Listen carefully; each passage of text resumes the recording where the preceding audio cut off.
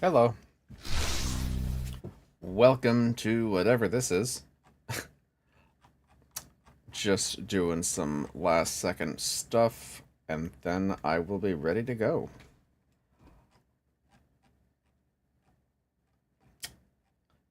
Granted, I probably should have done that sooner, but what are you going to do?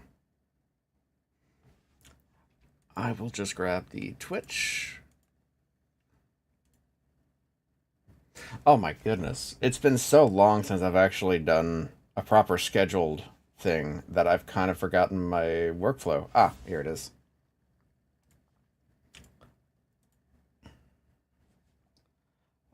It's unfortunate that I have to go to a certain website just to be able to paste stuff and like uh what is it called? What is it called where you can copy and paste something and have the text look like something else? Either way, the only way I can actually do that is Deck Blue, and for some reason the actual website itself just does not want to do that. So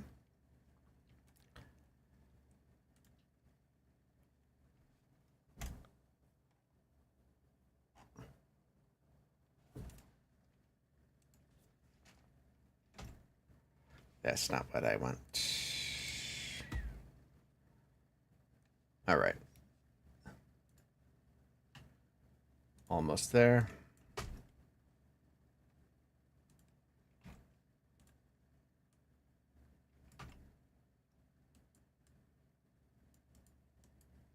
And all I have to do now is get the YouTube stream.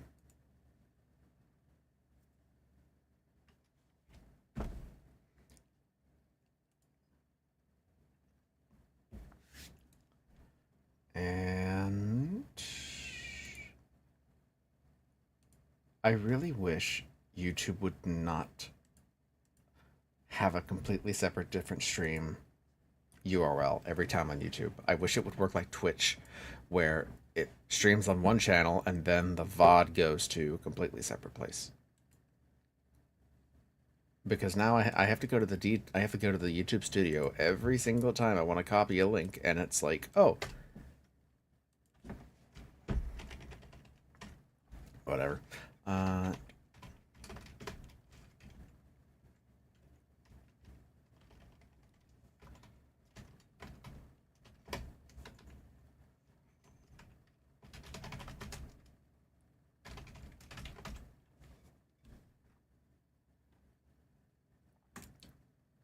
Boom. All right, let's see. I've pinged the server. I've posted on social.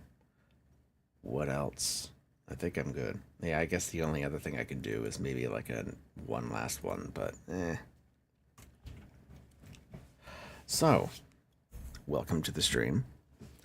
It's been a few days since I last went on, and I think I went on last with Maple Classic. Unfortunately, that's going to be ending soon. Tomorrow. So maybe I'll be able to sneak in one last little Maple Classic stream before the Beta 2 period ends. But today's focus is going to be on a Virtual Boy game called Zero Racers. Now, what is Zero Racers? Well, let me move some things over on my monitors, and I will go to the overlay. Right. So, back in 1996 or so, there was a dev team in Nintendo. I believe the producer was Yokoi, the director being Ishin Shimizu. And they were developing a Virtual Boy or a F-Zero spinoff for Virtual Boy called Zero Racers or G0. Hold on a second. I just heard a loud thump in the house and I really don't want to have to. All right, 1 second, y'all.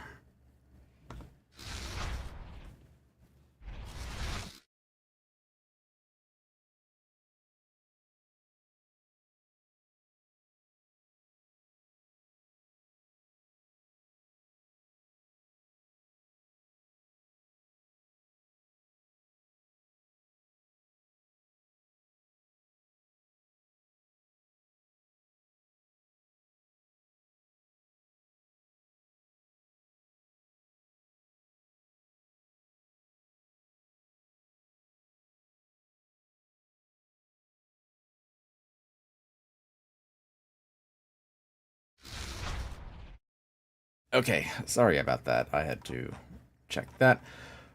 Right. I'm gathering some stuff now.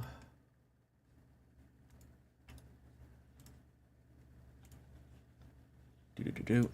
All right.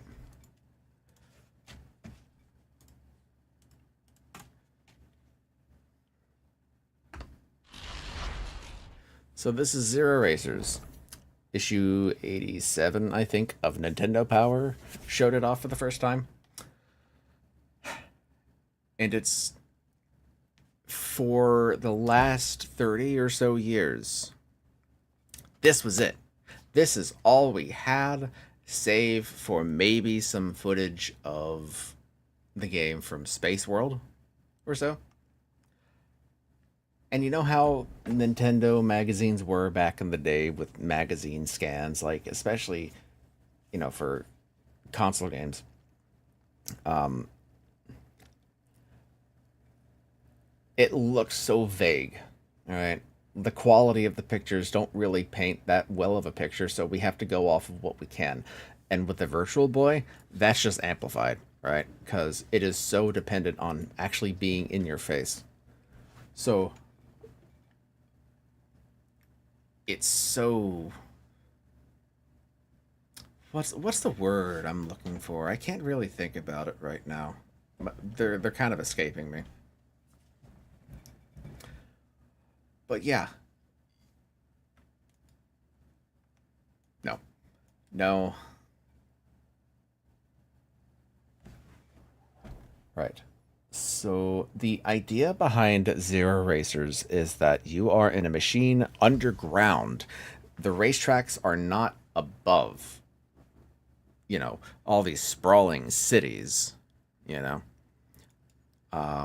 They're actually deep underground because in this storyline, for some reason, humanity has been forced under, probably planet conditions or something like that. So these tracks are ducts. And these ducts, which is the biggest difference from F Zero, uh, as opposed to just going left and right, all of these machines can go up and down, more like traditional hovercraft. So you are in a dark tunnel, having to go up and down, left and right, while racing at extreme speeds. Kind of crazy, really.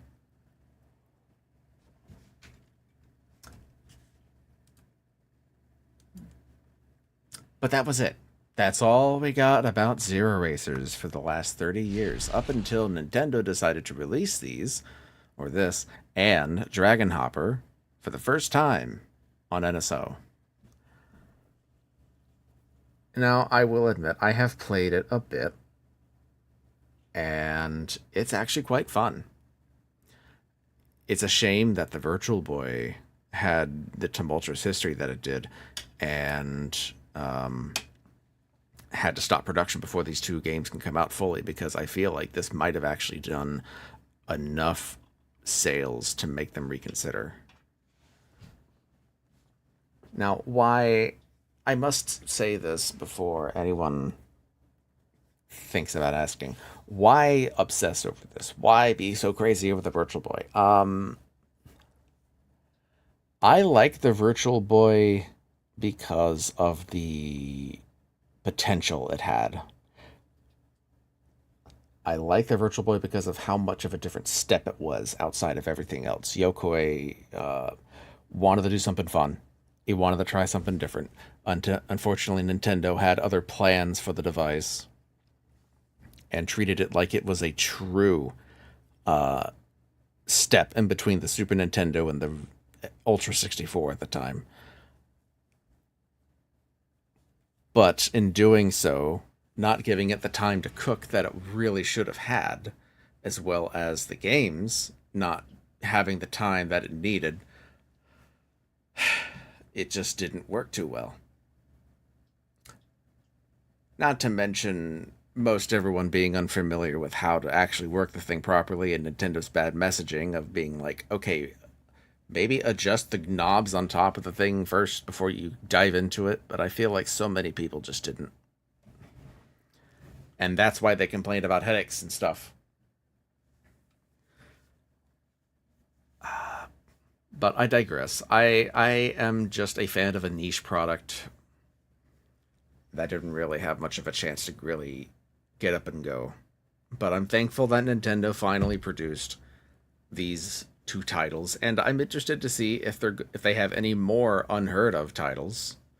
Or let me backtrack.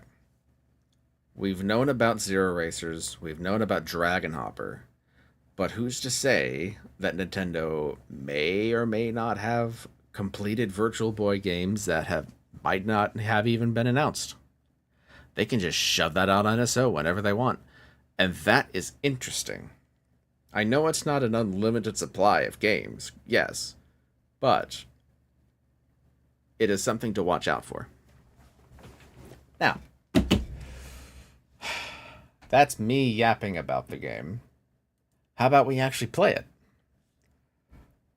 So let me get the lens focused on a dot here, see if we can find that signal to get the game up.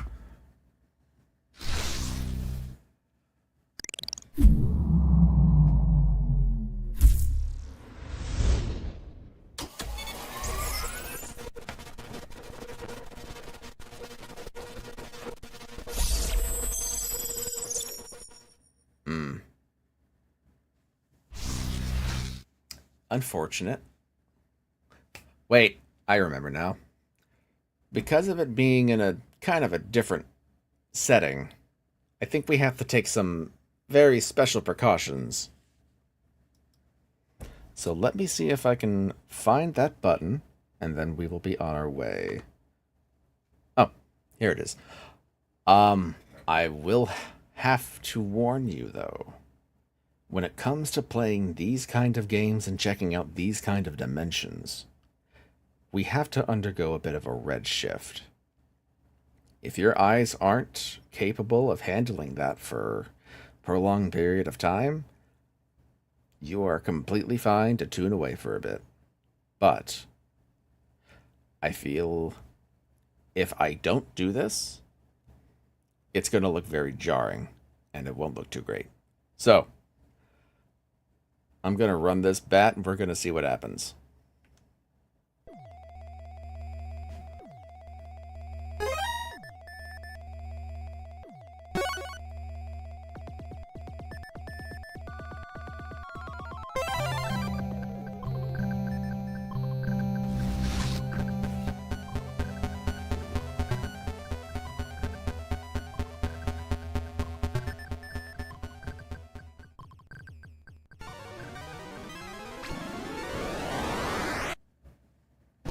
Welcome to Space World.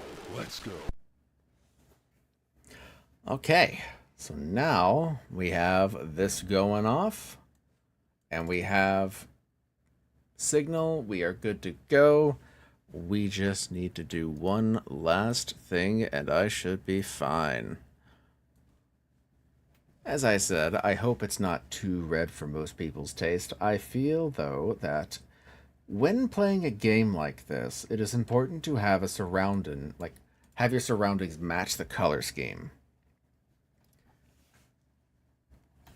Otherwise, you're going to see a lot of red and yellow and black grays, and it's not too fun to look at. I've tried.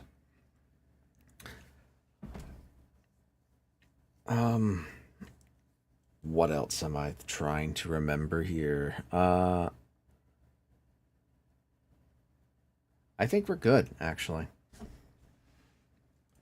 So let's get this show on the road, yeah.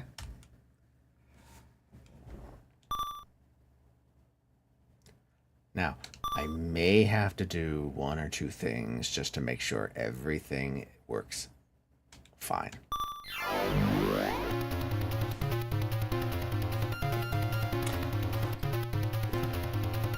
So here's a fun little story. In 2001, there was a demo cart for the Game Boy Color to show off its technology. And it had this song to it. For years, we had no idea why this banger of a track was just hiding in a dev cart.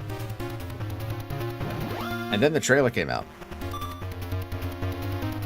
Well, the trailer for Zero Racers and the NSO and all that. So let me see.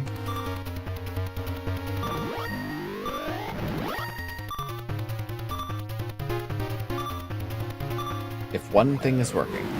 And if it's working, then we're good.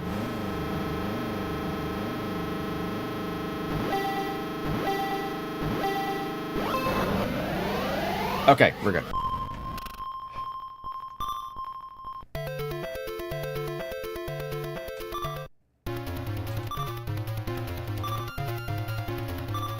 I keep pressing the good button, like the accept button.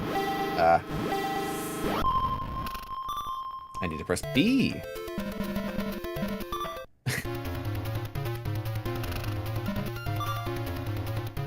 Right. So, let's start with a Grand Prix. Playing as Falcon, not the Blue Falcon, mind you. Gotta be different about it. But it is funny how we have the Falcon. We have the Stingray. We have the Goose. But not the Fox. That's actually origami. It's just a paper airplane, which I find kind of funny. Alright. Oh, sorry about that. But we're just going to start with Falcon and go from there. There are actually 4 other machines you can unlock, but you have to win first place in the Master Cups, which I can't even access right now.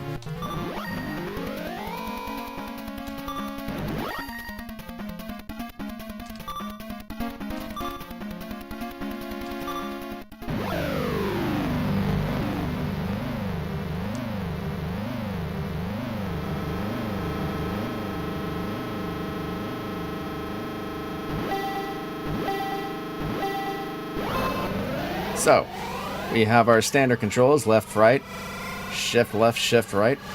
Use both of those in tandem for hard corners like this. And then you get your rapids, which is your boost, much like F-Zero for Super Nintendo. The difference being is that you can go up and down, which should probably look a lot cooler in stereoscopic 3D, but I can't really offer that, can I? There's also jet zones, those little squares. I initially thought those were obstacles that you have to avoid, but running into them, you get a speed boost. And unfortunately, if you do run into one of your rivals or any other cars in the duck, you will kind of bounce around them, or bounce off of them.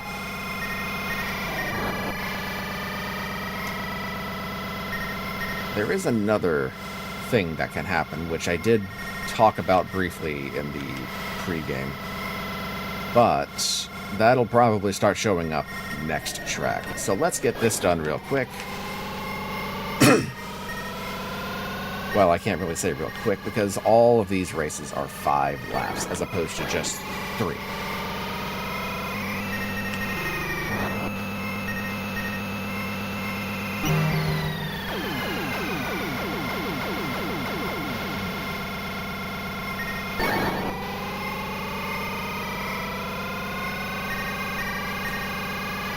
There is one thing I wish this game had, and I know it's not going to happen, and I wish it was analog control support. Now, what do I mean by that? Well, when you press up and down, you actually pitch your machine up and down. Except, you know, for me, because I have become accustomed to the idea of pitching down by pressing up. So I had to adjust the controls in RetroArt. But it's a real shame that it doesn't allow you to do that in-game, because you would think that developers would be like, well, other aircraft game or other flying games allow you to do that, but whatever.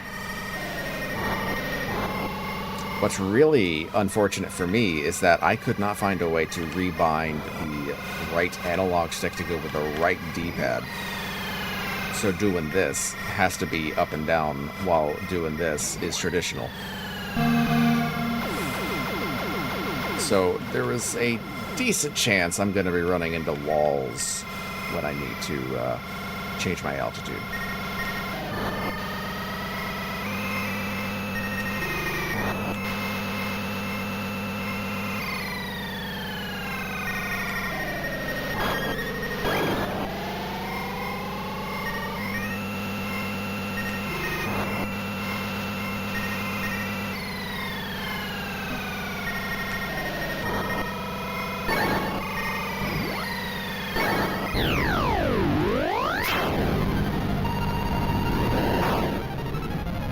But that's the gist of Zero Races.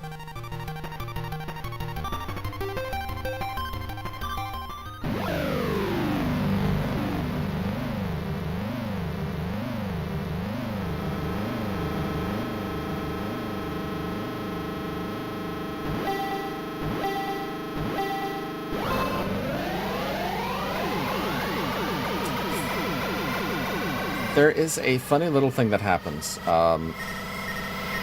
I think this might be the first game that I've seen that actually rewards the player for accelerating at the exact moment that it says go.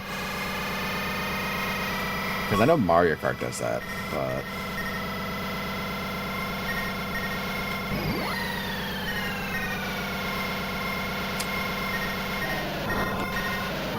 I do like the little descriptions at the bottom. Might be a bit distracting, but at least... Oh, and that's what I'm talking about.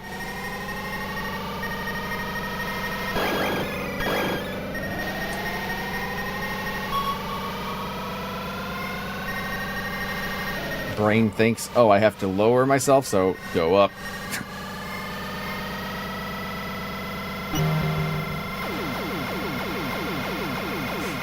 So what did I mean by control, like analog control support? So when I have to go down and up in the track, right?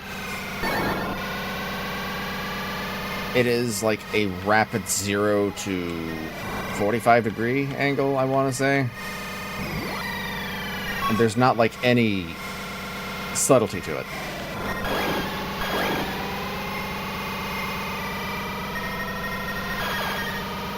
I don't know, it just feels off.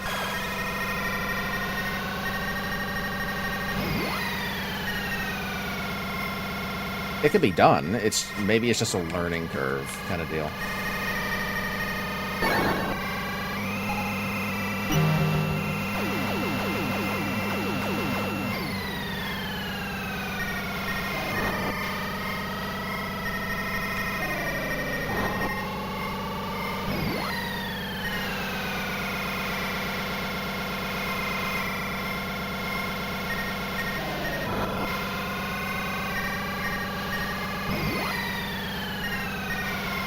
I always miss that.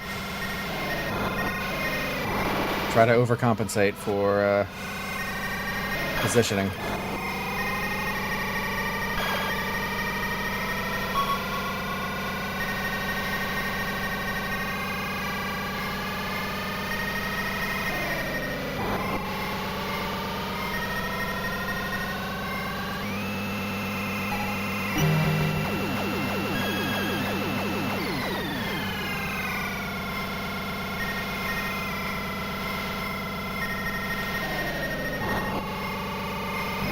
There we go. I would imagine when it comes to later races, and especially with harder difficulties, those jet zones become absolutely critical to victory, because if you don't get it, someone else will.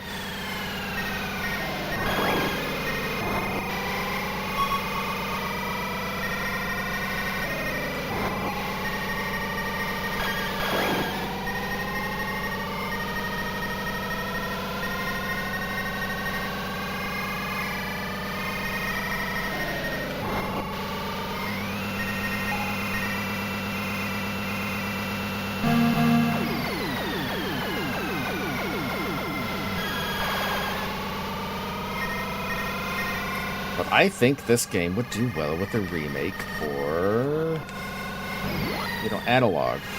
steering. Proper analog steering, anyway. Because, mind you, the Virtual Boy worked with 2 D-pads. No sticks.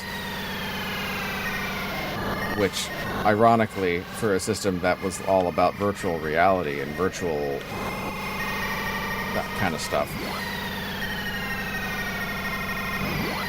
Having only 2 D-pads to control your stuff is kind of silly.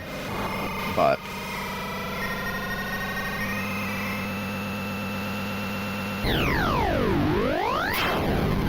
what do I know?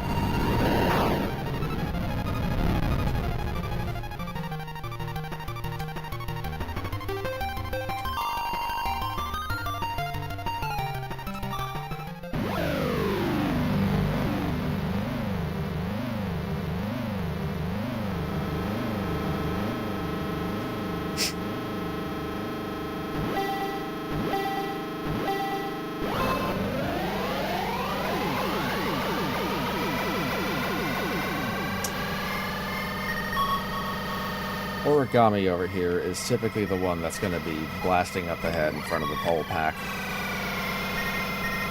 I mean, considering it's the only game that Origami is seen in, I have to kind of give it to them.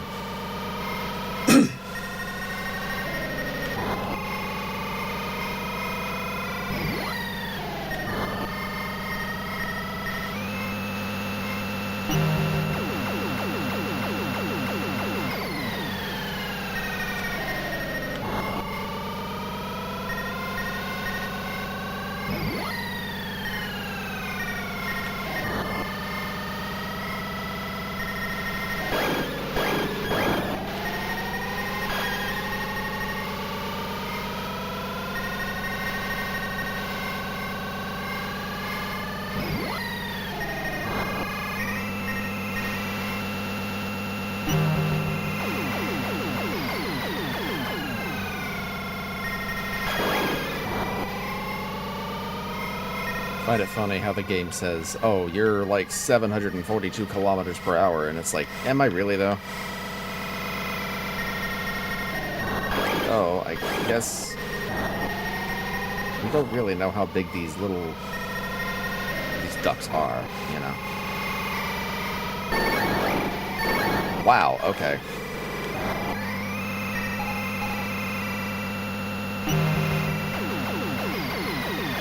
Rude? Much?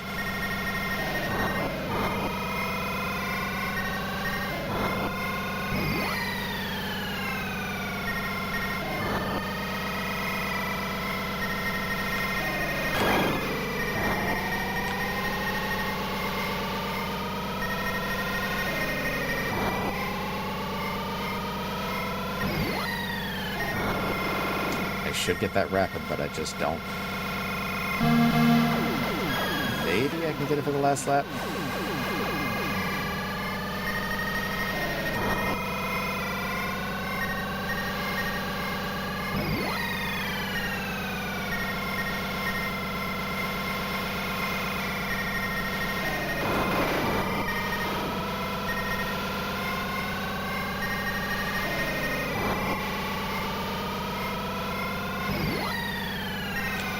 Nope. Oh well. Not bad. Not bad at all.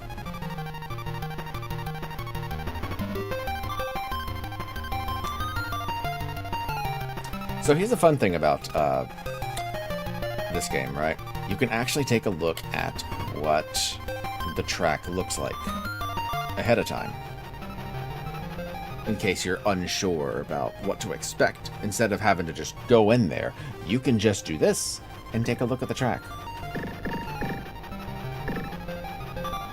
And you can even control the speed at which the camera goes.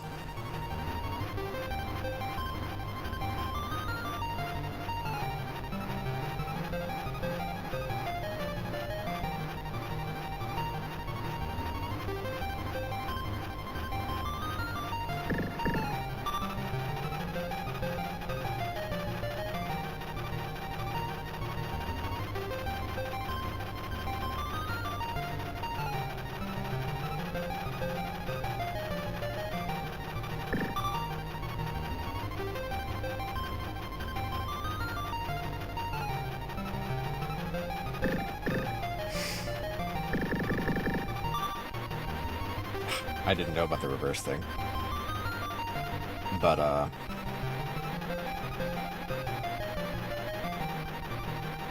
looks like this is going to be a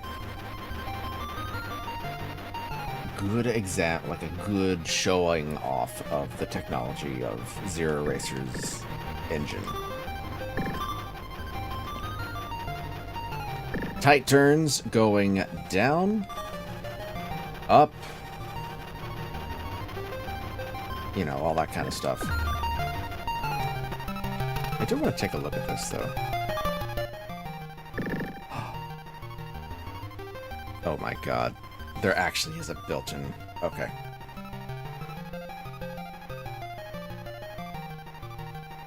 I thought this was one of those situations where it was, like, hella locked into the... Okay. Okay.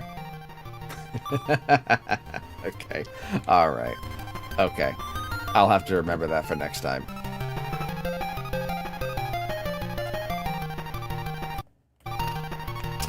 Yeah, don't mind that battery icon, by the way. Now I'm wondering. Shit. Alright, alright.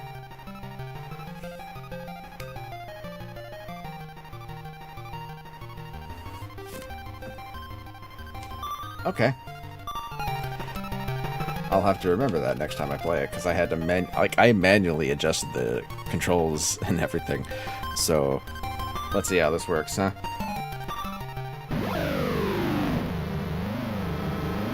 Also, hey, Satori. Yes, it's very red. It works exactly how I want it to. Alright, let's go. I don't know why the hell this isn't standard, but sure.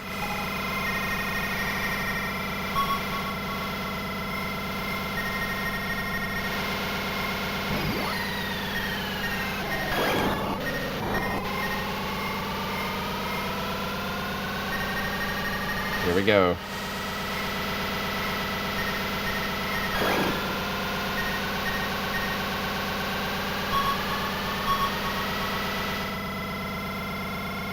That wasn't too bad.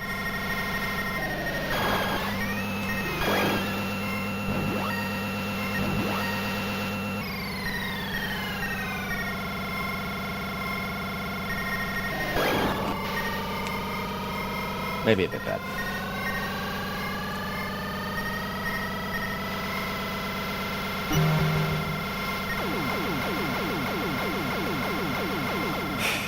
I had some judgments, prejudice even, about this game when I first saw it. Not like actually in motion, but like on the magazine scan pictures. And I'm reminded of Red Alarm, which is a similar looking game. Wireframe ships going through tunnels, doing whatever. And my experience with Red Alarm was not too great. I had thought that it looked kind of bad because everything was wireframes, much like how this is. However, Zero Racers does something different, and it actually keeps the wireframes to a minimum. Not to mention, the user is focused on a race as opposed to surviving enemy bullets and ships and such. Whereas you are just going on a track, trying to dodge those guys, and winning a race. So I think of the two games, the wireframe effect on Zero Racers is a hell of a lot better than Red Alarm. Not to mention, it's really easy to track as opposed to...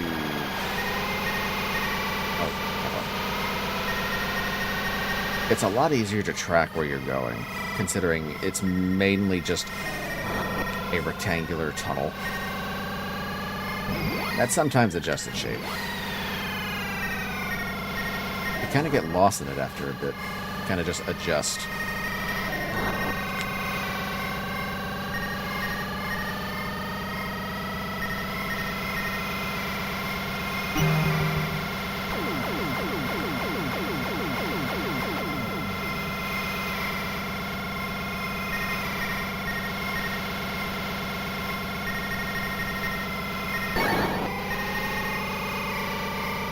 hate to say it, I think I'm getting I think I kind of got used to the old controls of the shifting up and down.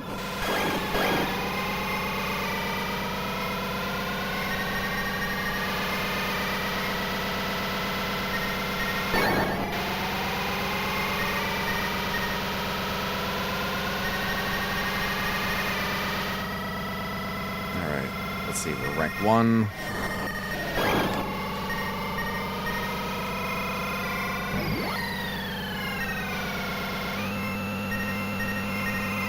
Lap 3 or 4?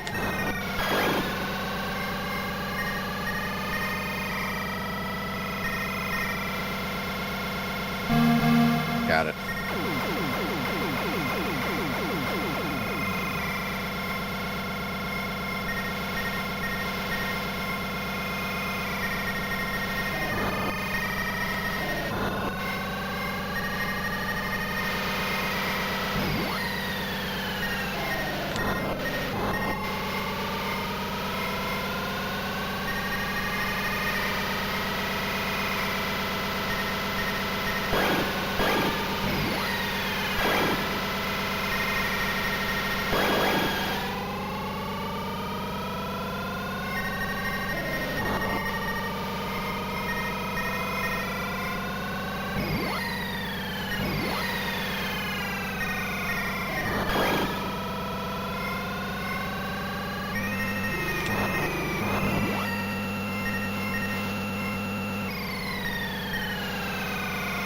There we go.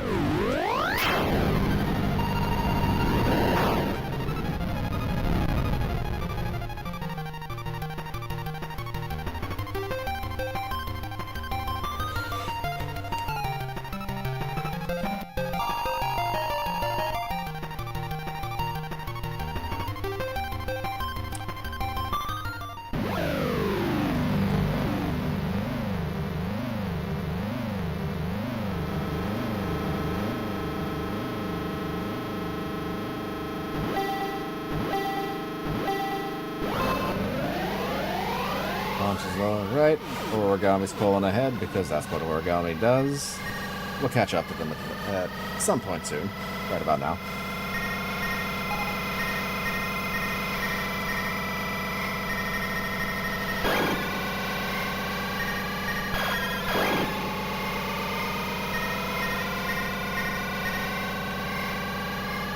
So this one is a fun little bow-shaped course. Starts off with a descent, going through some loops. And then after that, we go back up, repeat.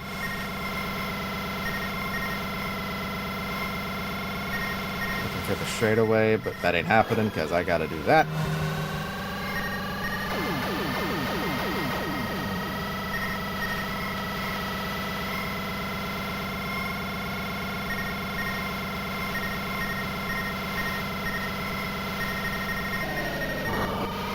Here comes the down. See, that's not too bad. It's still kind of a sudden push. You know.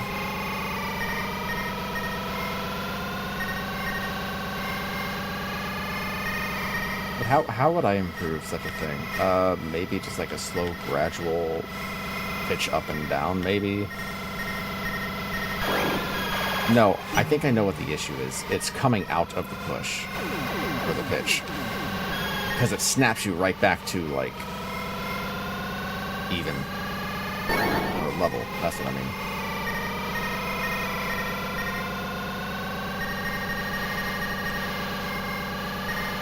mean. Snap. More or less.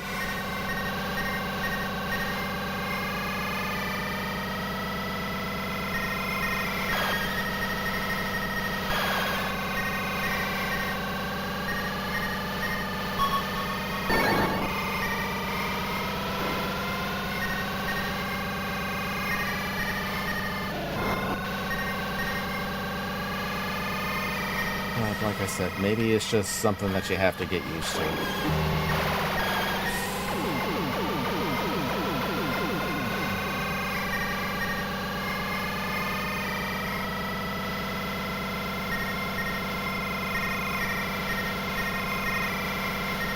3, 2, 1, and down.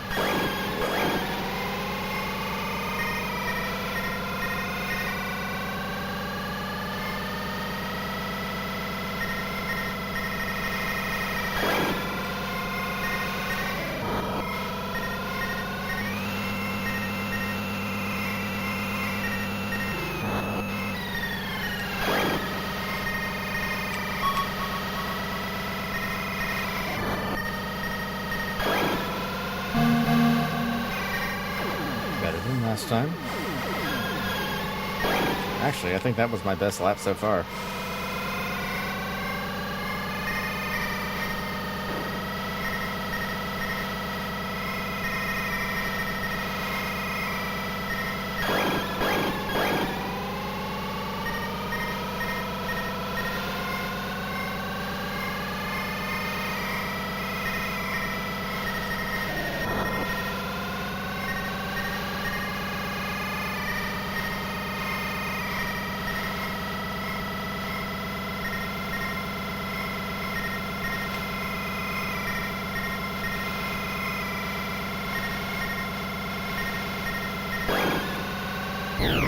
There we go.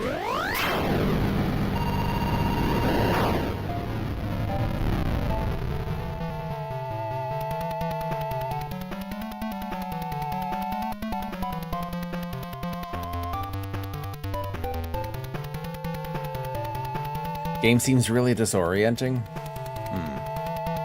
Maybe at first. There are some situations where you get hit or run into a wall, and that becomes kind of a mess because you're desperately trying to be like, okay, where am I? What am I doing? What do I have to do?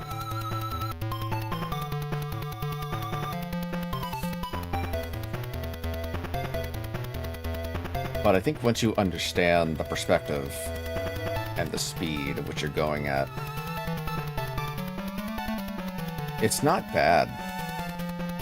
At least to me, anyway.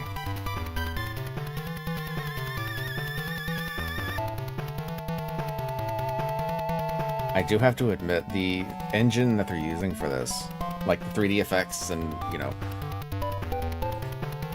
the movement of the camera, the models and such, it actually is pretty solid, I have to admit. It's not like just a trickery of, you know, here's some basic wireframes drawn. Like, it actually feels like real tracks, real machines on a field.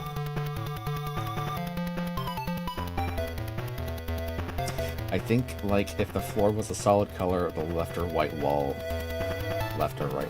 would do wonders for orienting yourself in this space. Yeah, maybe. Perhaps they tried that and realized that they really couldn't. I would genuinely love to see someone take this, like, decompile it and try that. Just to see what happens. But there probably is some kind of reason as to why they couldn't do solids.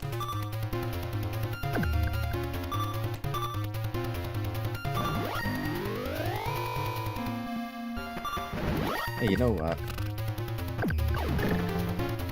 I want to try this with the Stingray.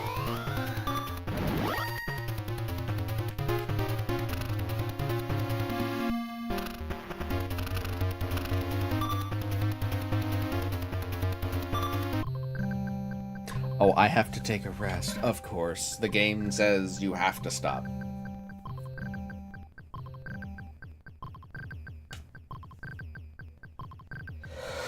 Maybe. Everything going off all at once. The sounds and all that. In fact, I would imagine that might be one of the core reasons as to why they don't have in-game racing music. The results screen, fine. Title screen, fine. Menus, fine. Actually in-game with everything going off, the processor may not be able to handle it. Your allotment of fun is up. Go outside. Oh, okay.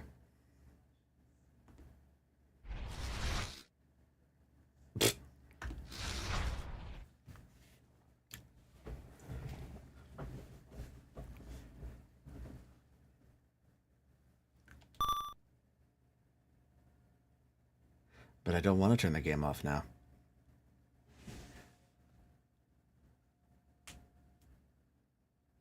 Though it is kind of nice seeing a message like that in the game. We hope you'll be back. I just started.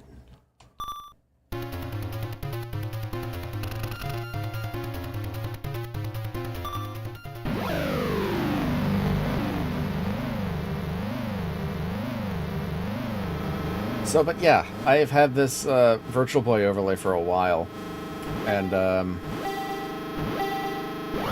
I haven't really used it all too much outside of maybe 1 or 2 streams, but I'm glad to be able to have some kind of use for it for this week.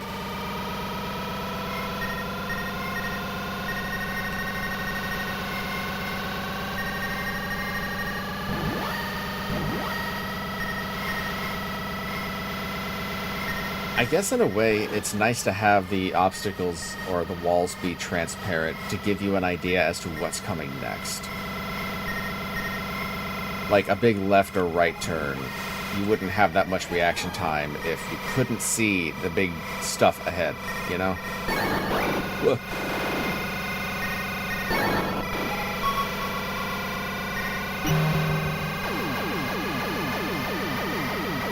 Now, if you knew the tracks inside and out, you probably could get away with it, but...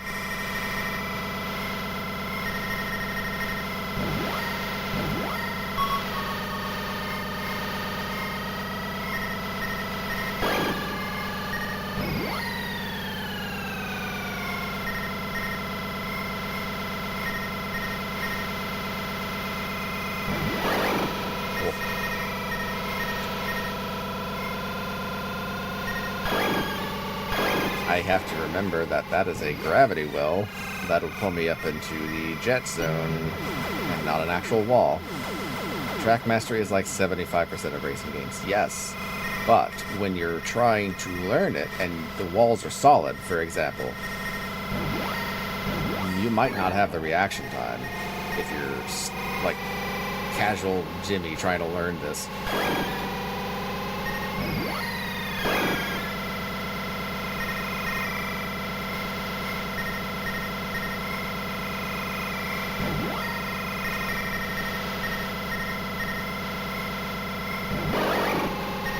Cool.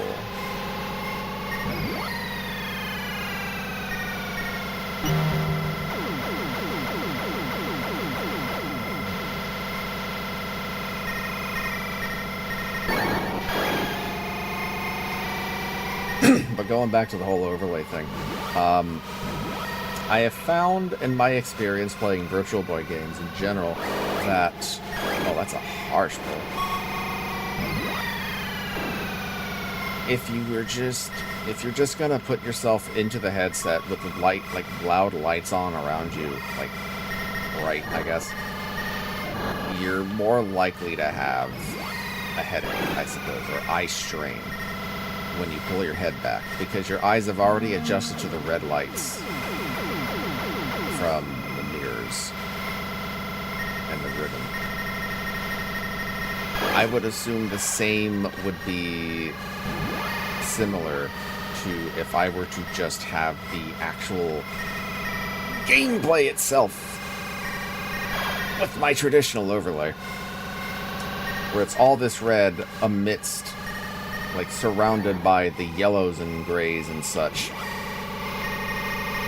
So I figure, why not just have a full theming?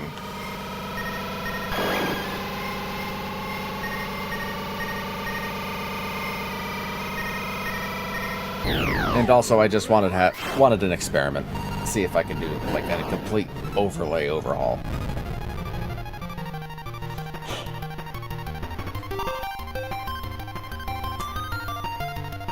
But one thing I've noticed people think about Virtual Boy stuff is that whenever you play, or whenever you think about it, or play it, or see a picture of it, it has to be harsh red.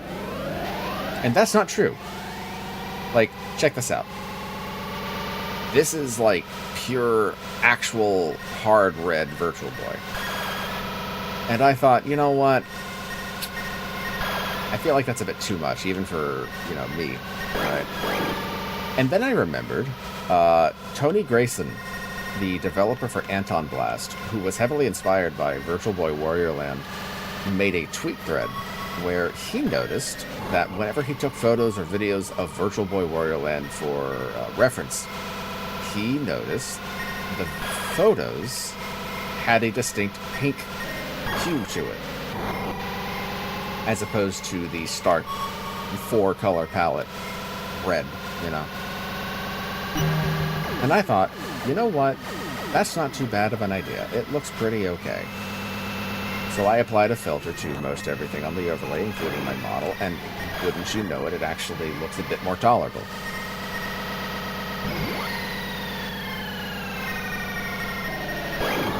I hope it doesn't... I hope it's the same for you guys in the audience, in regards to, like... I hope it's not too strenuous on the eyes.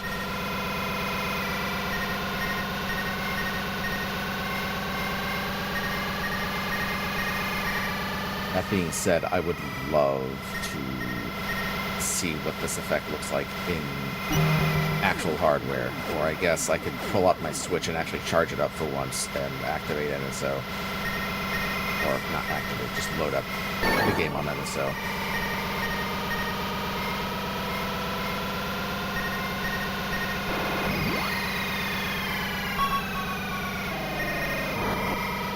What I really wish could happen is proper emulation and VR support.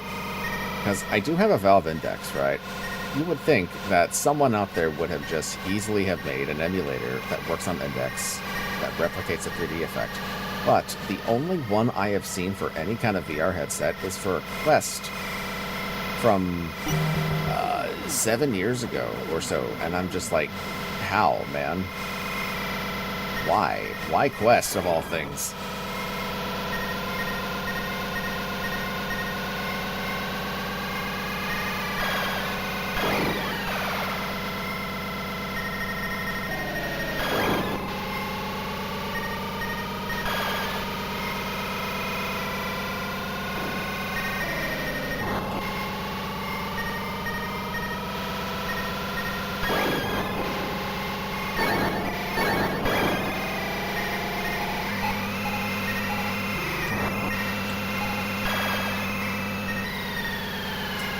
Yeah, not doing with that, thank you.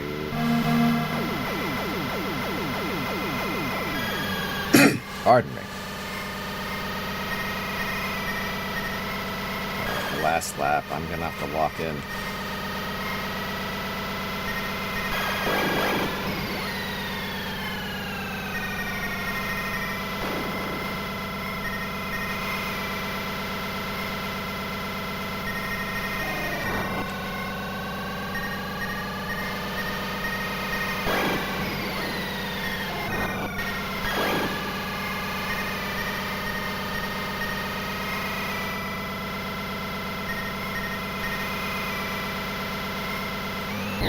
There we go.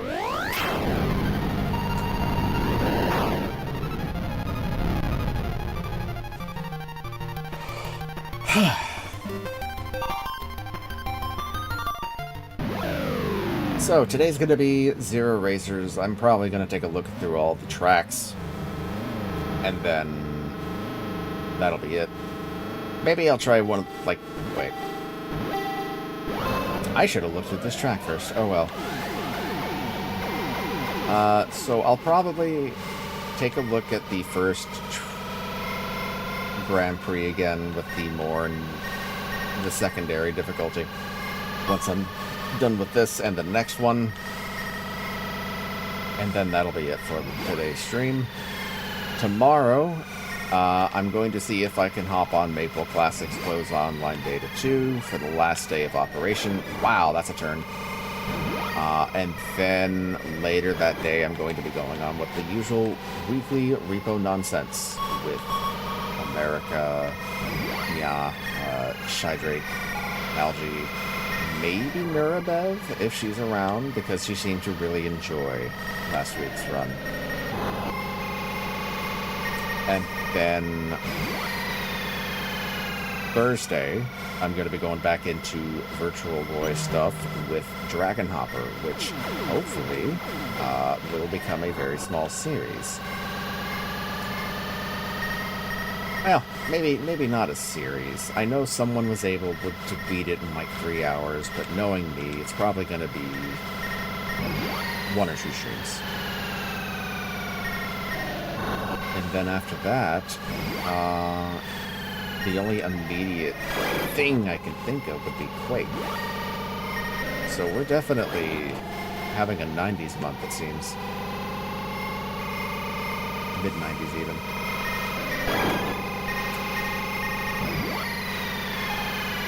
I would like to check out that Codacopia game that recently came out by Andyland. It looks really unique. Like, it looks very fun. But I also know that there's elements of horror to it, so maybe I could wait until September or October for that.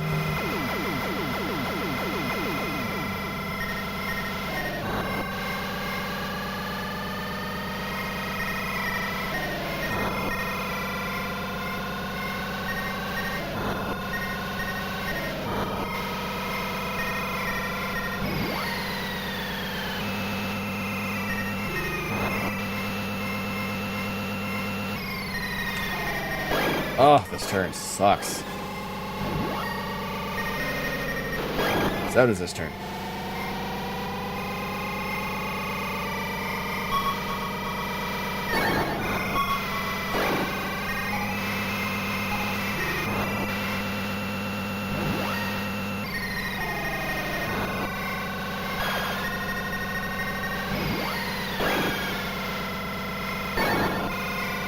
Okay, I think we're good. 2 laps left. We got this.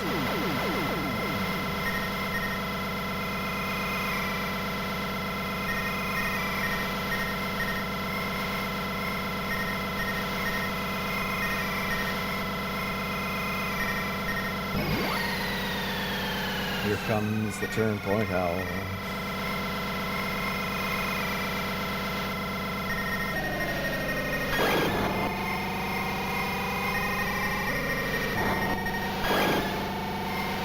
Woof.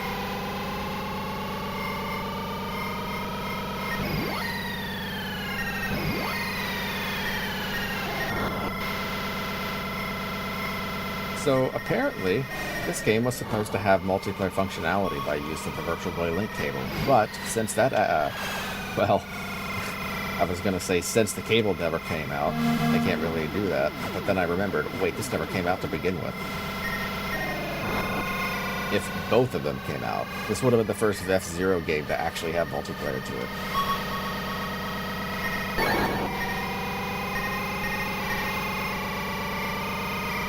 So unfortunately, F-Zero X would have had to have taken that title a few years later.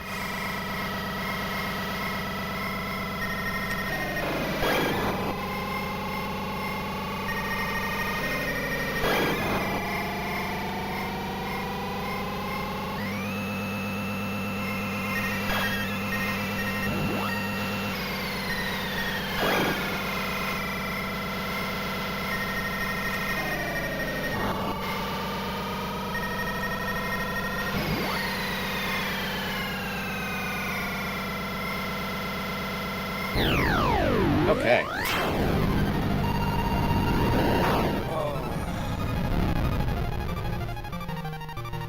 Maybe we should take a small break.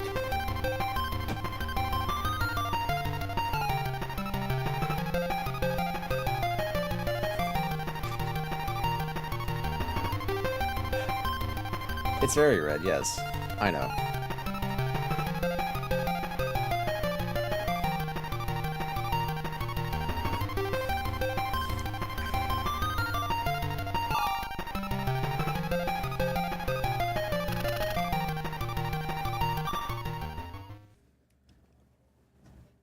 Just give me about a few minutes. But anyway, I hope you guys are having a okay time, having a good day. I guess I could chat just a bit about other stuff in the meantime. The server I was playing on with friends on Minecraft had a wipe. We had to upgrade, like, in order to actually update all the mods that we were using. We had to make a new world entirely. The old one corrupted, and considering how much was explored, it probably would be just for the best to have a complete wipe for new biomes or new generations of such. And so, unfortunately, I've had to start from scratch when I was very much at endgame level. Like, having done all the big bosses and explored all the content and all that kind of stuff. So now I'm just kind of having to do it all again. However, the one thing that I could bring over from the last world is my knowledge on how to make create machines work. So I'm currently working on a catch-all machine that starts from generating a whole bunch of cobble. I've already got like 103,000 pieces of cobble ready to go. Goes into processing, turns into stone, turns into infested stone, which means I can put it into a basin, make it into stone bricks, and also extract the experience nuggets that come out of it, which means I can make a big ass experience vat. So I don't have to worry about, oh, I don't have the experience to warp to a friend, or I don't have the experience to put these enchantments on things, Not to mention, I've also got a tree farm, automatic tree farm going. So that's unlimited wood, unlimited experience, unlimited stone, bricks, iron farms going up. So that's cool and all, but there's still some things I want to do, like actually build a facility. So hopefully I can get that done relatively soon with all the stuff that I'm already producing. And then I could get around to figuring out how to make netherite scrap, which would mean super durable equipment and weapons. Maybe I'll stream it. I do really enjoy figuring out how to make this stuff work. It's like a puzzle. Alright. We good? Maybe grab a drink.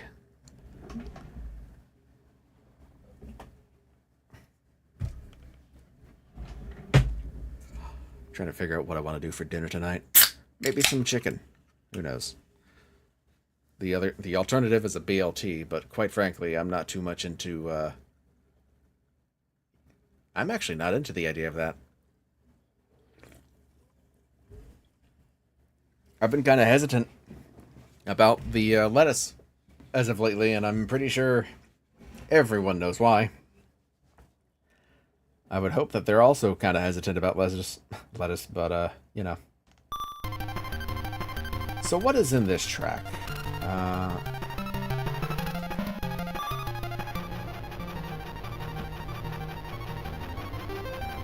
Oh, I see a big hairy turn right there.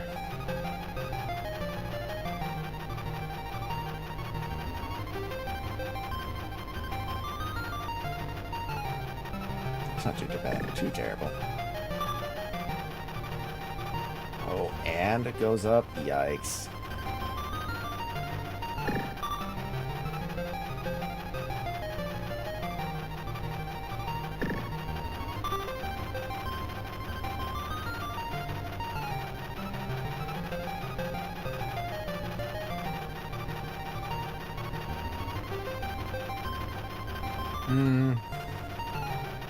That's not too bad now, but oh, gravity zone? Alright. Let's do this.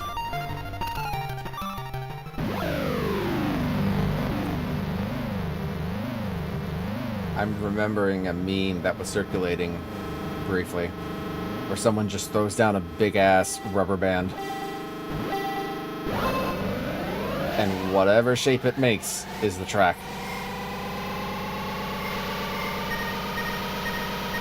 As silly as it is, I think that might actually be a decent way to make track designs.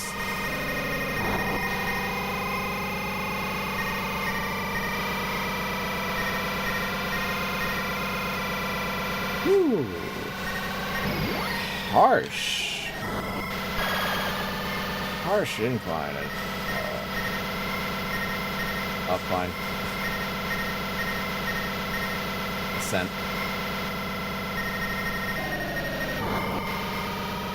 Yeah, I've not been doing too great with words as of late, and that's on me.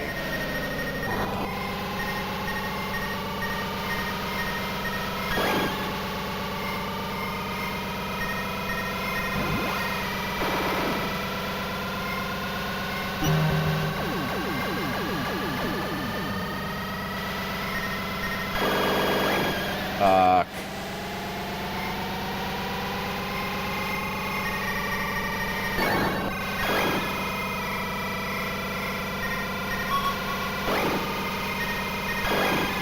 Too early.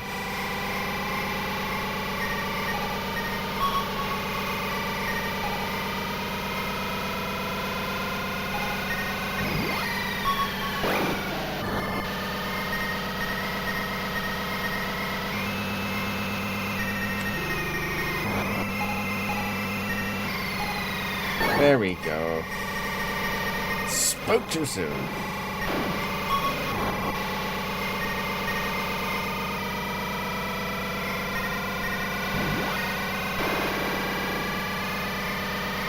I swear I can hear them, like, crash into the floor because of that gravity zone. Which is fine by me.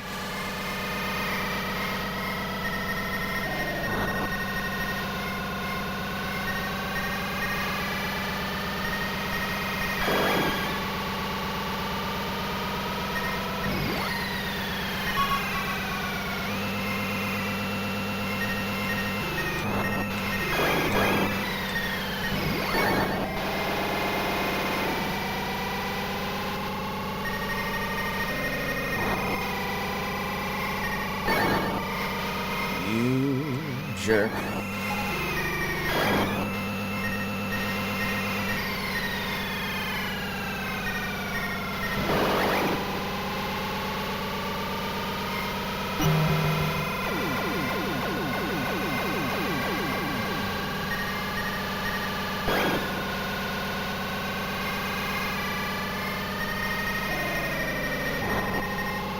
I'm gonna have to be careful about my power meter.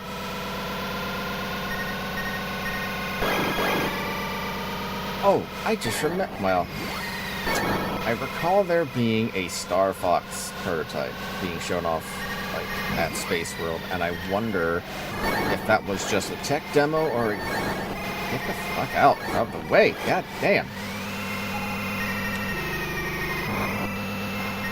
Sorry. Makes me wonder if Nintendo had something in the vault that they could possibly put out for the NSO service, but who knows? Probably not.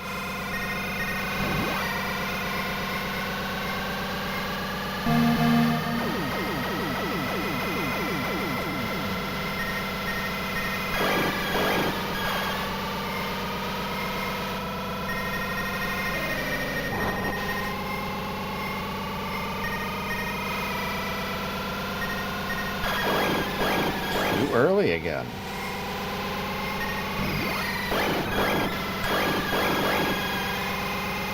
That's real bad, man.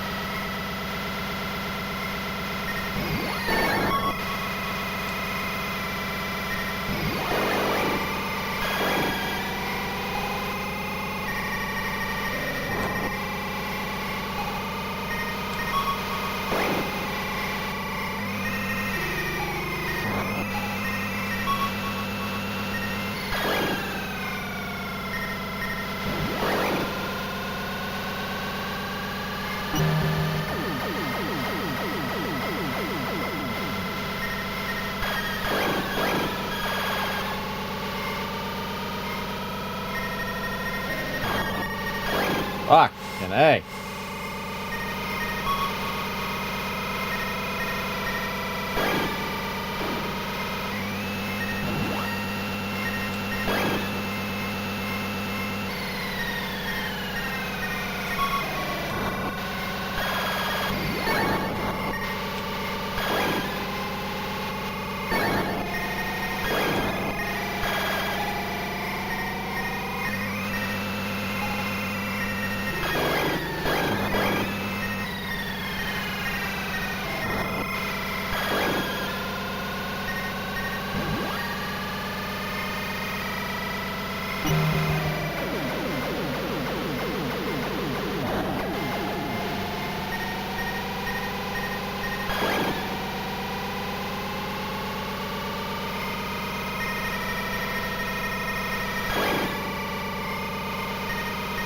I was doing so well the last time.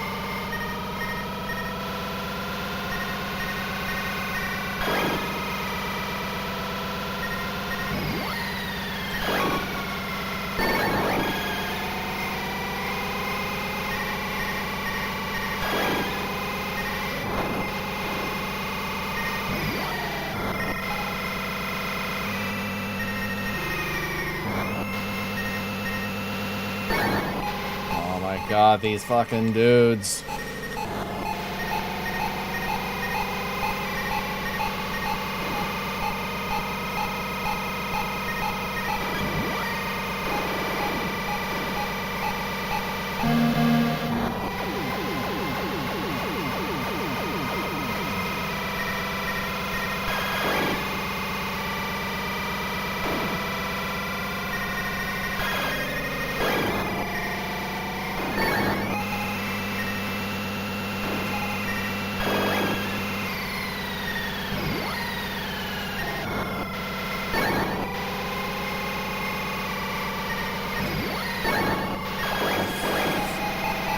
That's just shit RNG, man.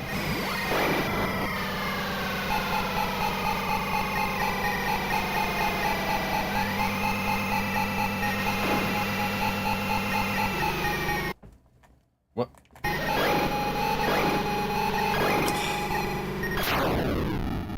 I fucking hit the stick click. That's the menu button.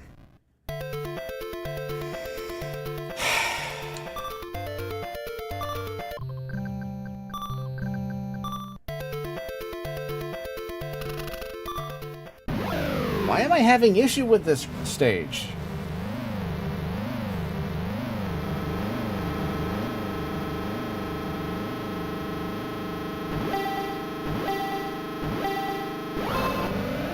I really shouldn't be.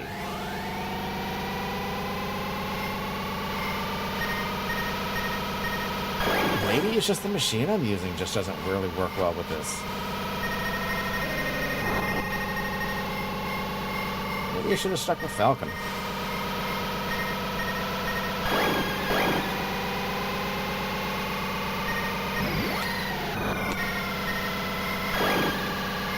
Or I keep overcompensating my turns and just go in the wall like that. Like I said, this is a game that needs analog stick compatibility and not reliance on D-pad.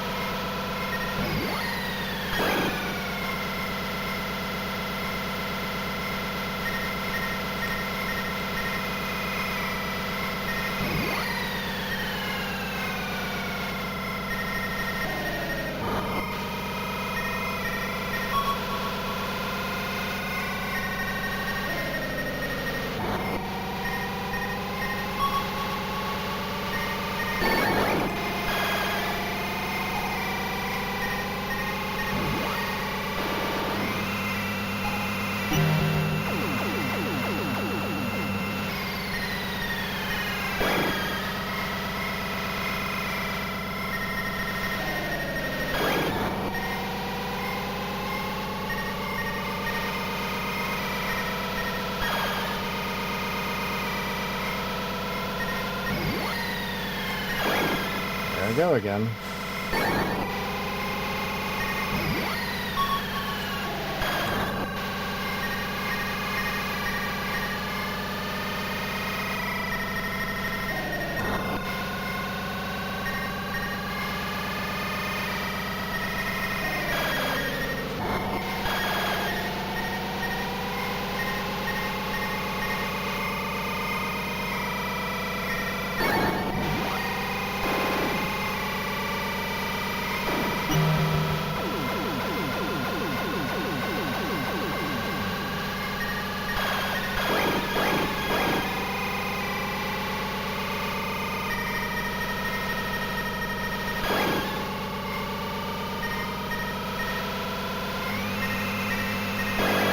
That was bad.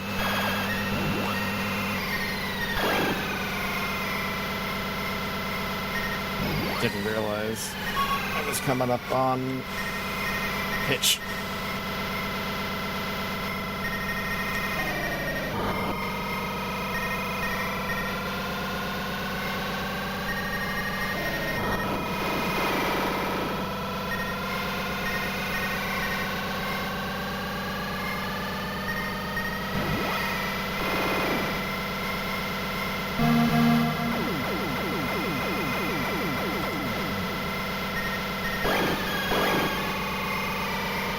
There's all that.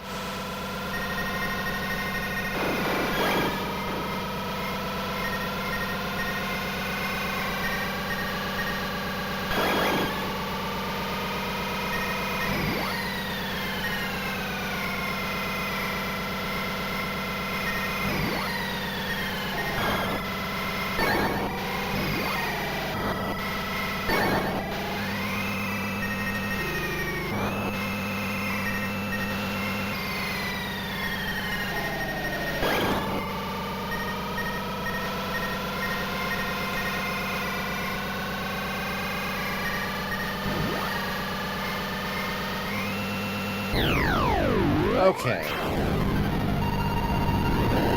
What a mess.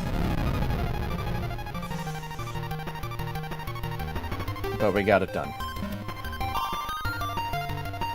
And now we have to deal with this shit.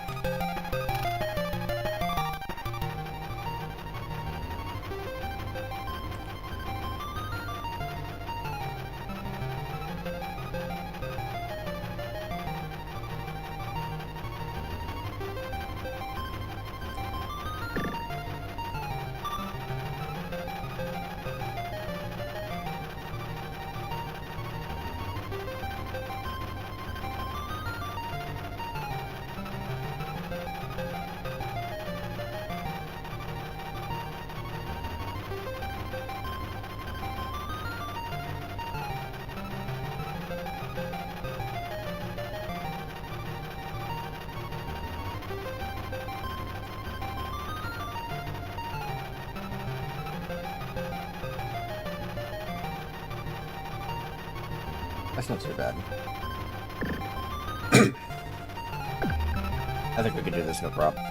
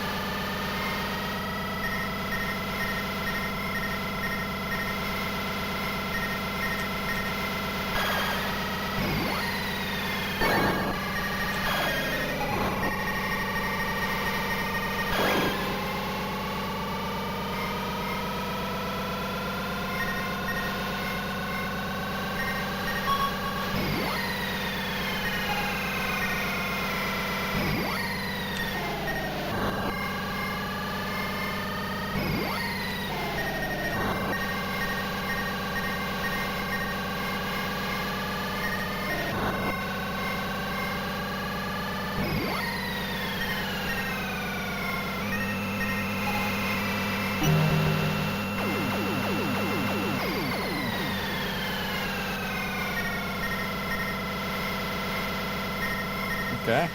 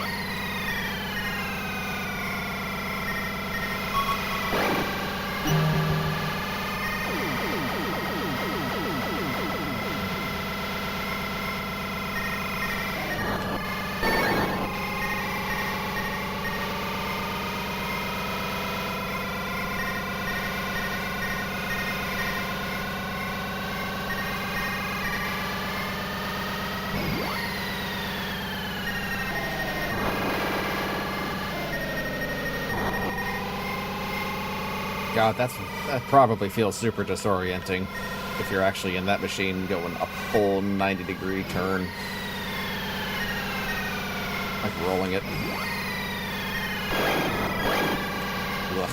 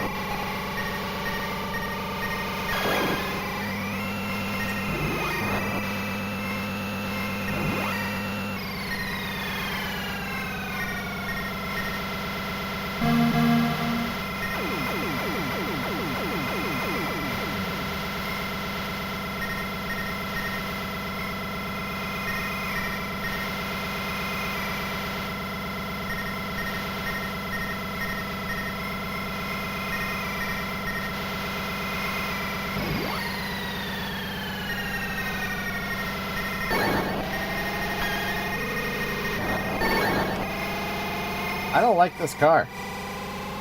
It keeps getting in my way perfectly.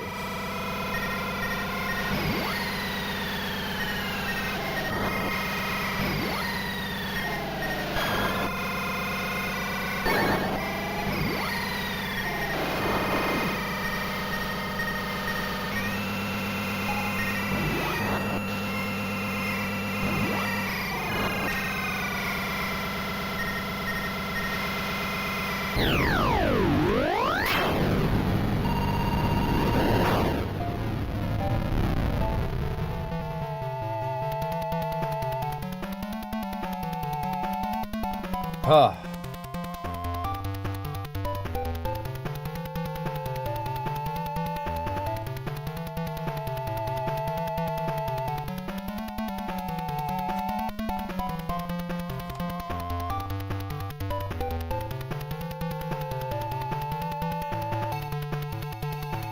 All right. One more cup to go. Now I'm wondering if I should try origami or if I should try goose.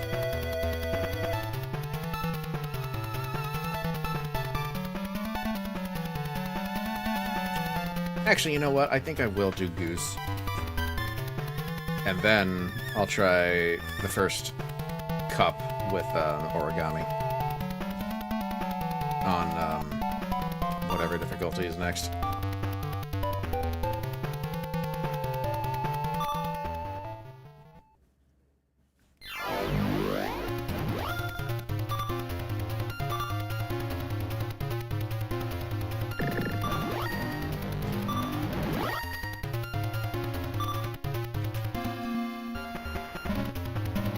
maybe I need to do Duck C. Just to unlock it.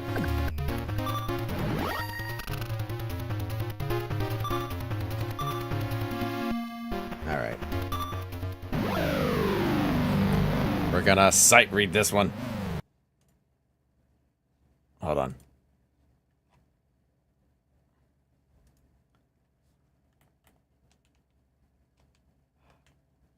Oh, what now?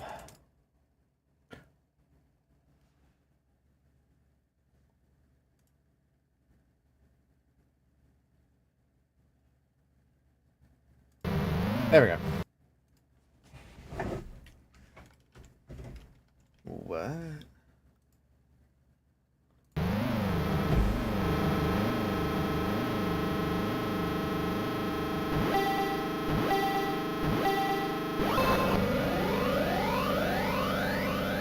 Oh, wow. Your startup is super bad, isn't it, huh?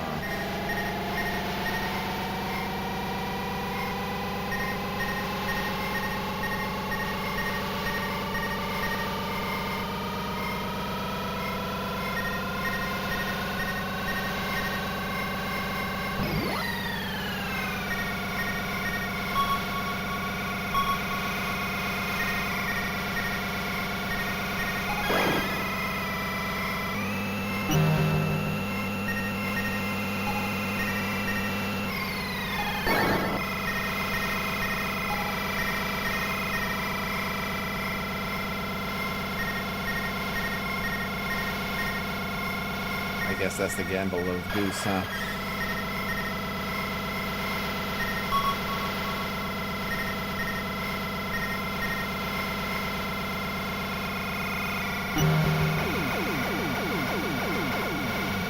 Alright. I think I'm getting it.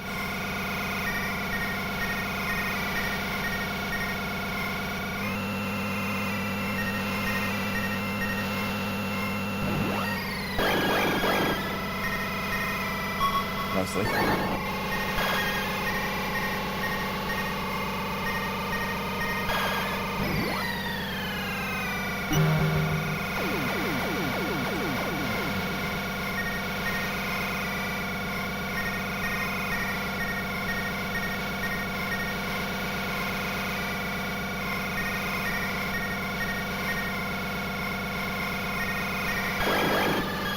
Okay.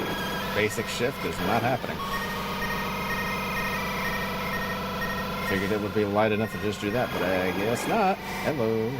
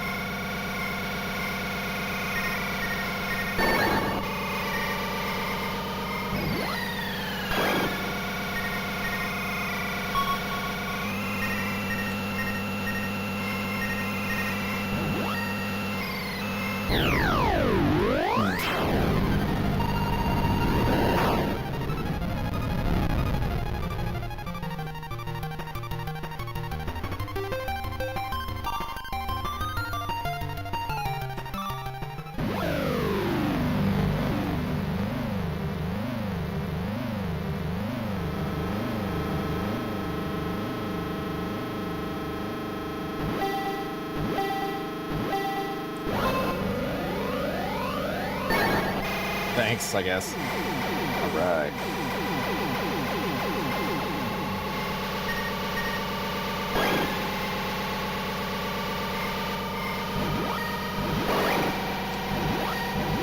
Ooh, okay. A lot of gravity zones go in one direction.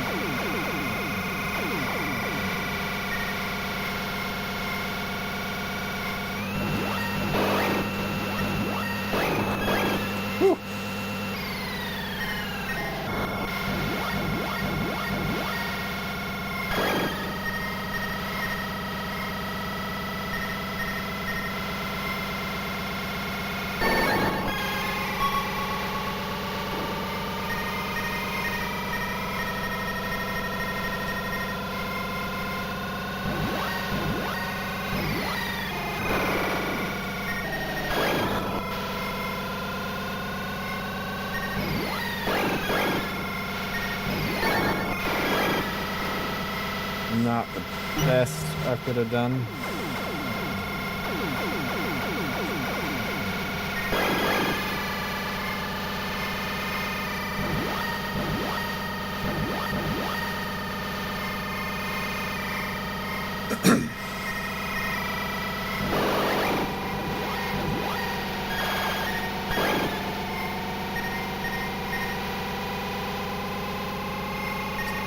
I had a bad feeling this is going to end with a crash out.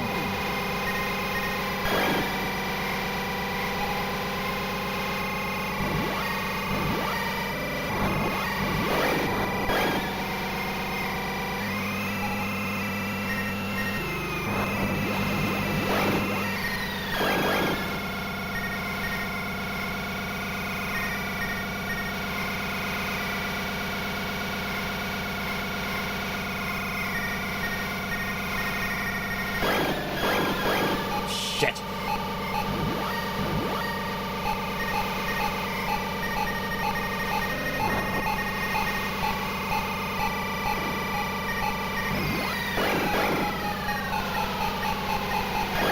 It's not pulling up the way I want it to.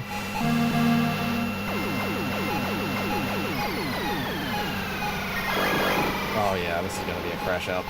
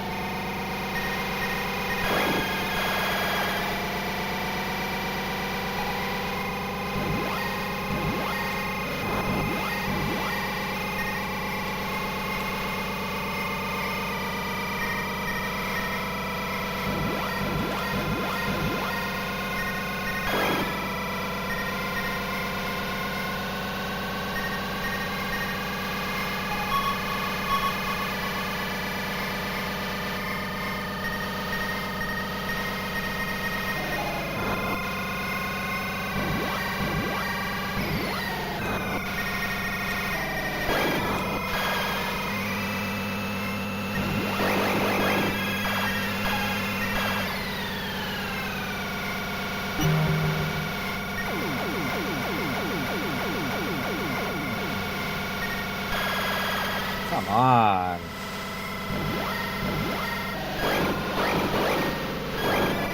I don't know. This is getting kind of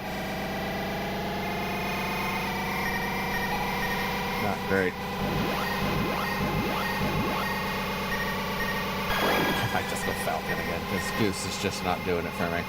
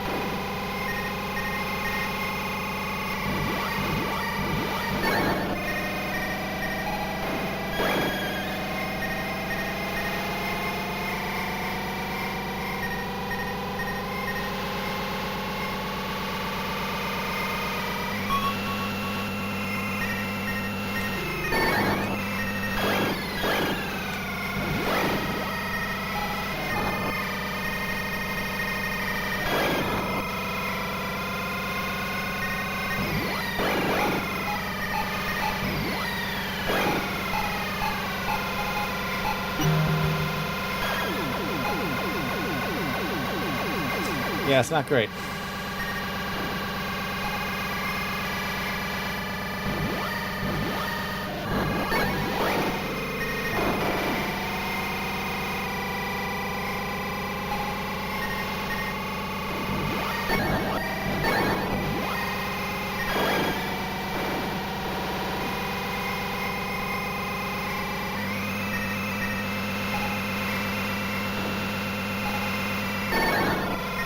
Are you kidding me?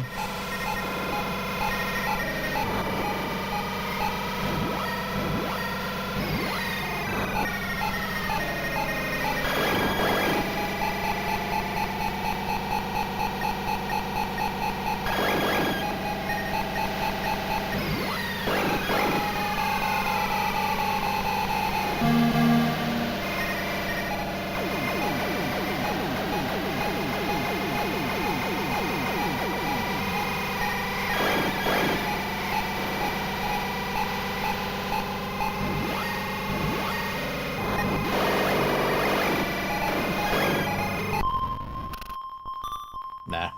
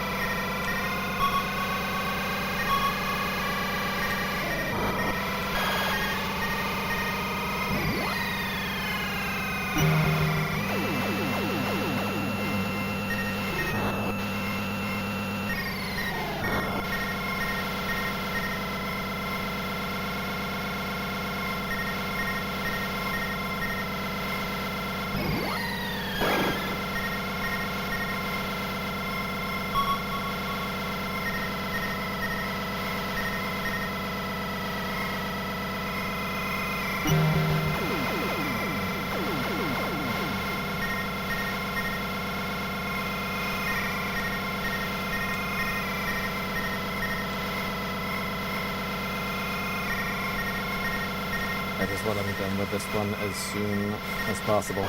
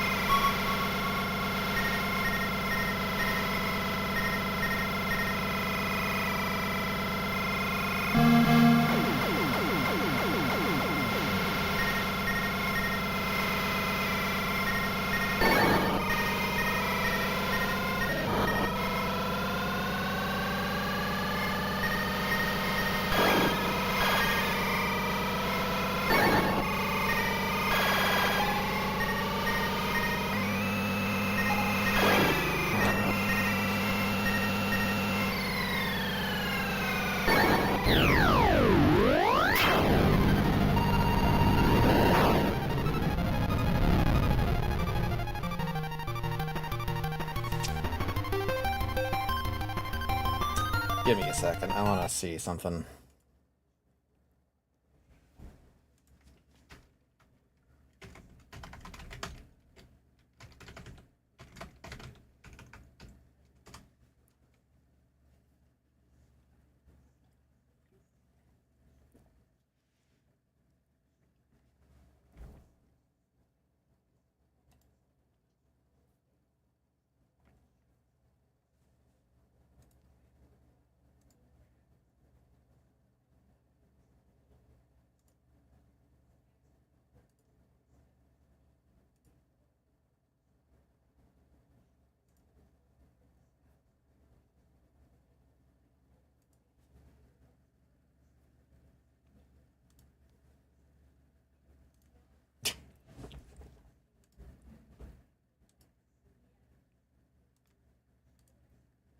have something a bit more appropriate music-wise for this particular race, because damn.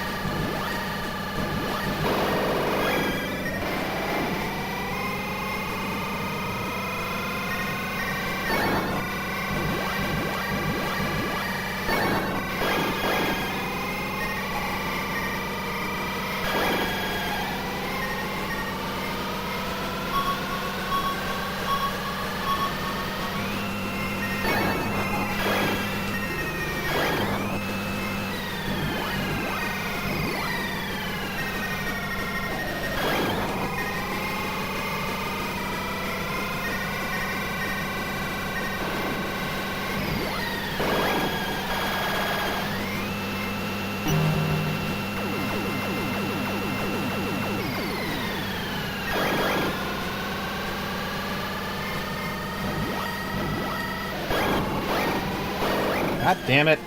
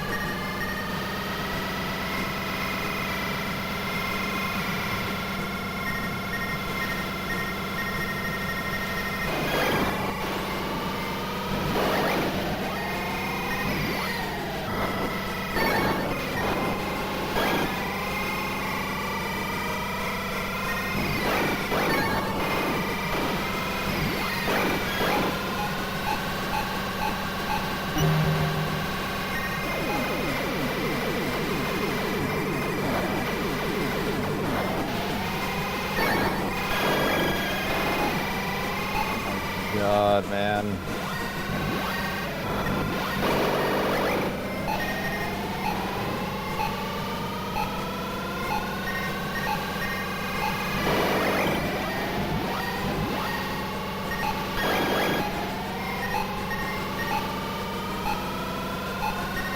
You know what, at this point, I don't even care if I don't get first.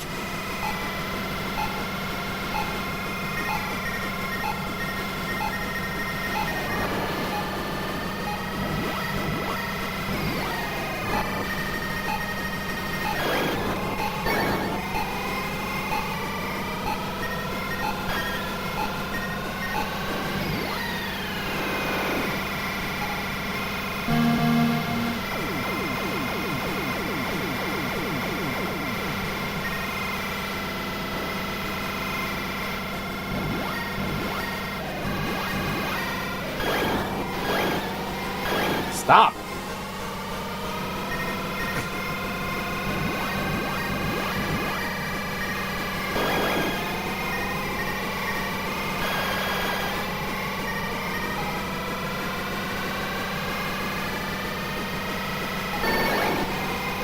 What is that hitbox?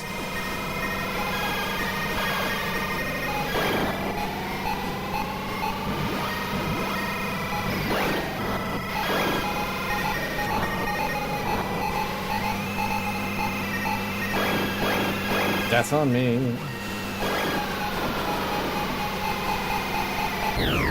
I still got first.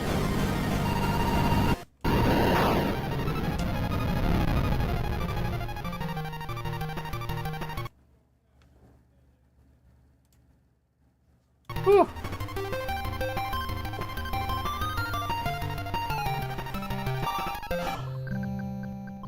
I have to take a rest after that. God damn. But yeah, hi. Welcome to this stream. The stream in which I lose my eyesight and see red for different reasons. Oh. I'm currently on the last Grand Prix set of tracks for Zero Racers. Would you believe this is the beginner difficulty? Like, what the hell's that? Like, I had to bust out the Teleroboxer soundtrack just to get me through that. Barely. Alright.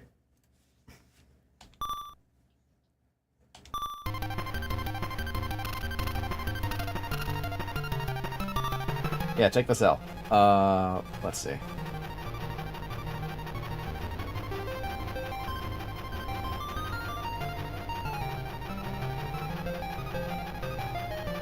Seems pretty standard? Question mark? Here come the gravity wells or something. Wall.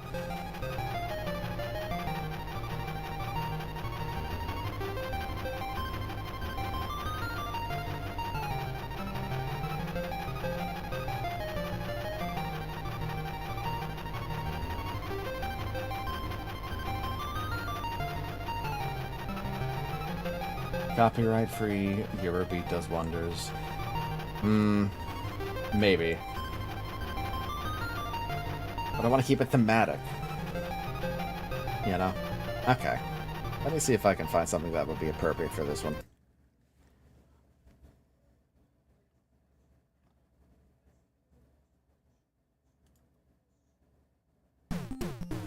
Yeah, that'll work. That'll work just fine.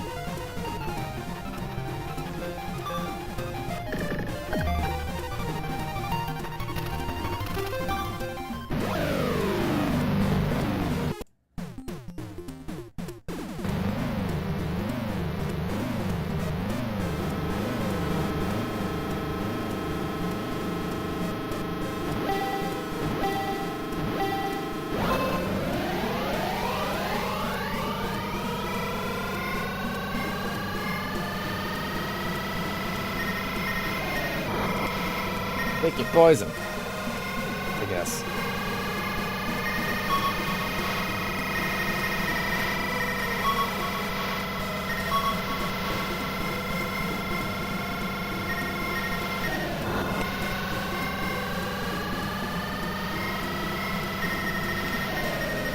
Whoa.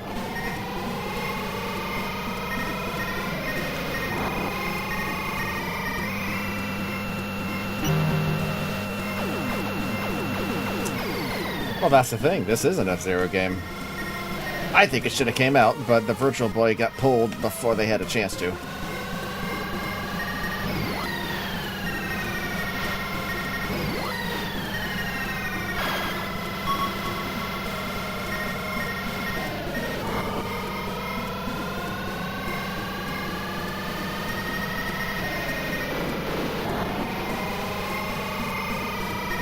I think it could do it with a remake, honestly. I think it could pass for that.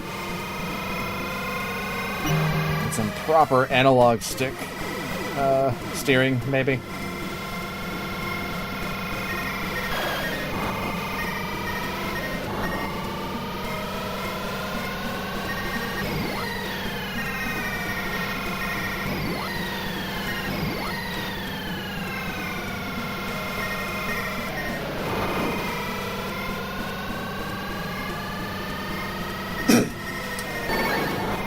Virtual Boy has been kind of a hyperfixation for me for a while. I kind of got over it, but the recent addition of Virtual Boy NSO kind of drove me to be like, okay, maybe I could dip into it just a bit.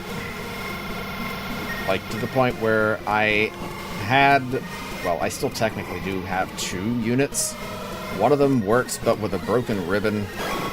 Ow. Man, I am just going really bad all of a sudden. Fuck. One's got a bad ribbon, and for some reason, the one that I had back in, like, the one that I bought back in 2010, now the motor is being all funky and actually won't move the mirror when turning on. So I don't know what's up with that. I don't know if something got dislodged. I don't know if a mechanical part got just broken due to age. I don't know what, but it kind of scares me because I have no way to actually open that thing up. And I don't feel like sending it to someone else again, especially with how much it costs to ship stuff nowadays. My God.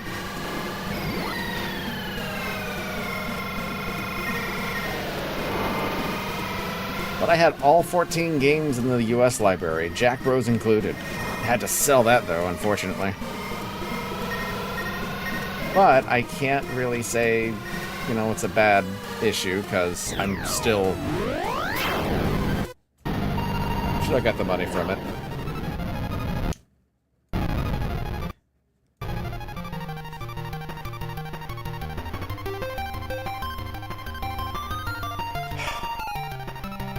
Though my most proud possession of Virtual Boy stuff is the Blockbuster promotional carrying case when you were like, hey, I should have looked at the track. Hey, I want to rent the I want to rent the Virtual Boy. Can you let me do it? Yeah, sure. Here's the big-ass plastic carrying case, and tennis included.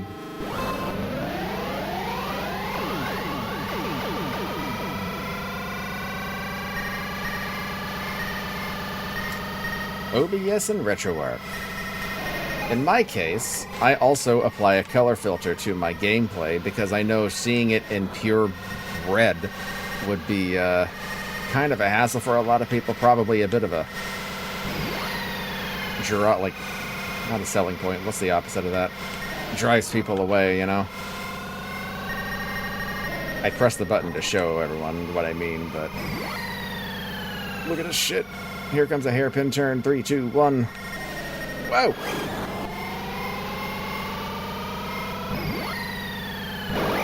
That's enough. Yikes.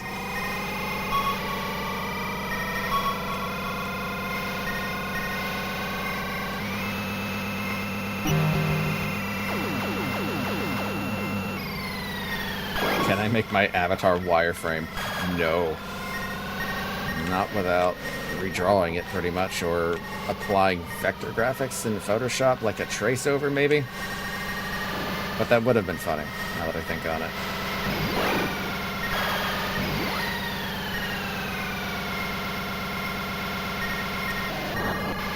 This track is kind of kicking my ass. It's because I'm driving too hesitantly.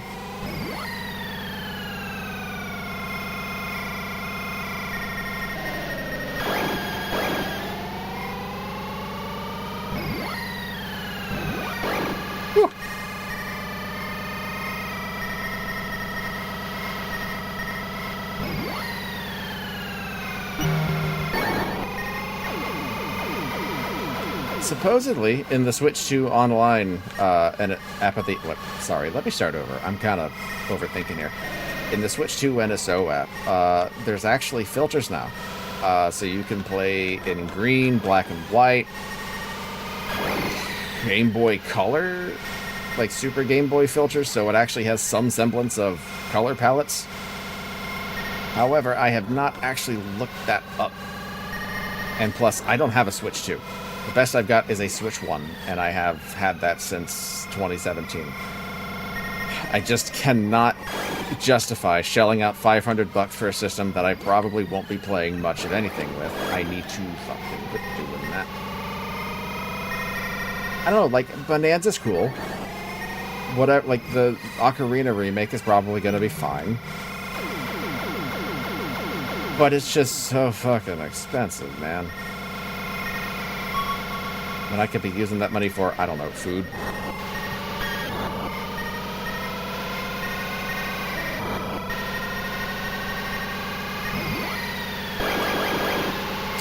Alright, I'm reading chat after races.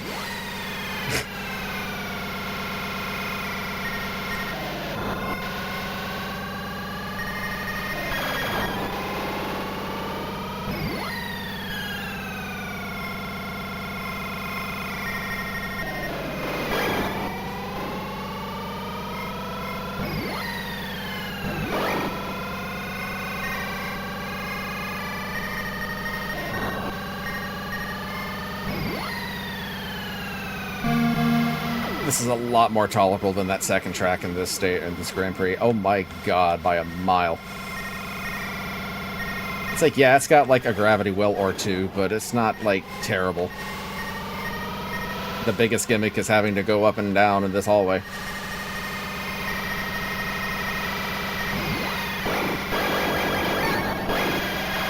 And maybe I shouldn't be doing that.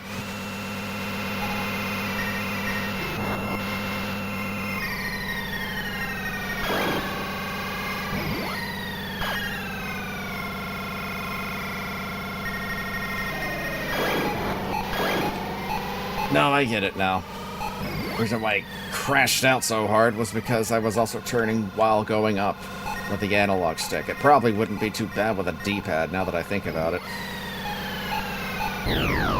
Okay.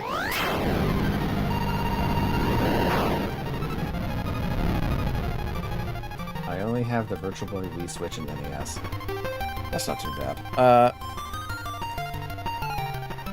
I technically have an N64, Wii U, VB. I have a fair amount of consoles, but the question is, do they still work? And I genuinely don't know, because they've been on my bookshelf for the past few years. Oh, God, I just realized I put that bookshelf up in 2019. It's 2026. Shit, time flies, huh? Let's take a look at this track real quick.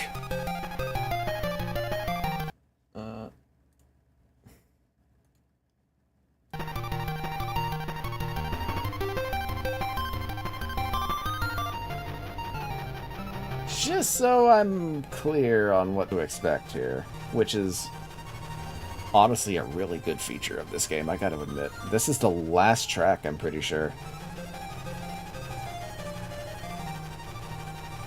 Big turn. Tighter turn.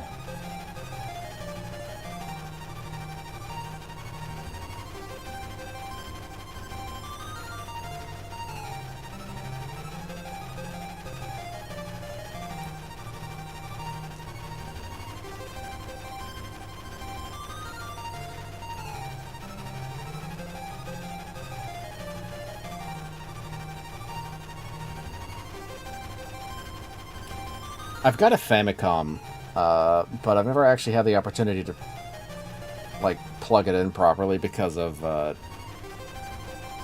compatibility plugs and all that. But it also has the disk system with it. But I'm more than certain that the belt in there doesn't actually work properly. I think I might have... I'm trying to remember how I bought it. It might have been defunct from the get-go. But I'm pretty sure it just needs a few pieces to be repaired. But at the same time, I don't have any disk system... Yeah, disk system games worth really checking out. Like, the thing came with, like, some Napoleon game, and some other games played by a Japanese businessman in the late 80s, or mid to late 80s kind of aesthetic. But I have to admit, like, it came in the actual original box, styrofoam and everything, and it was in great condition.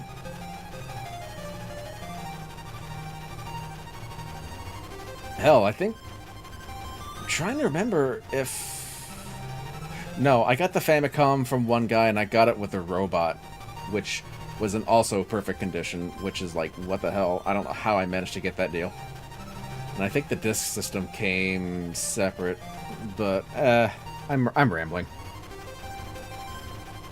Maybe I can post it in my Discord at one point. But that robot's been, like, my white whale for years, and now that I have it, it's just like...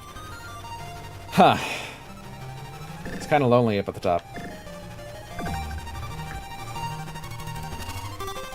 Alright. Last track for this cup. Pretty sure. Let's do this.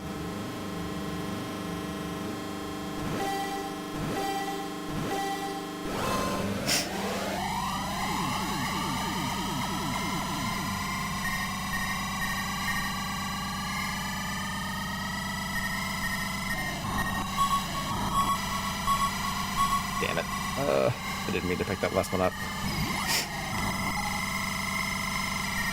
Just as a reminder, tomorrow will be repo.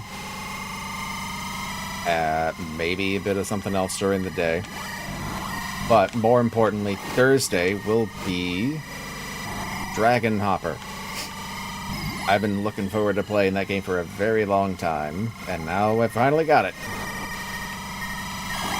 And from the little I played of it just to get footage for the weekly schedule, it looks like an actual legit game, and not just some tech demo turned more full product, I guess,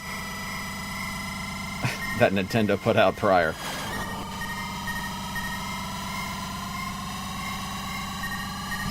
Like, I would definitely put Dragon Hopper up there with Wario. Absolutely.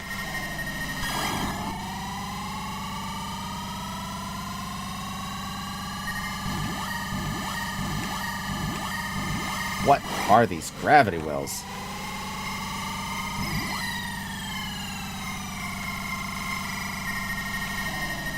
Am I still on lap 1? No, okay. It's like, there's no way this track is still going.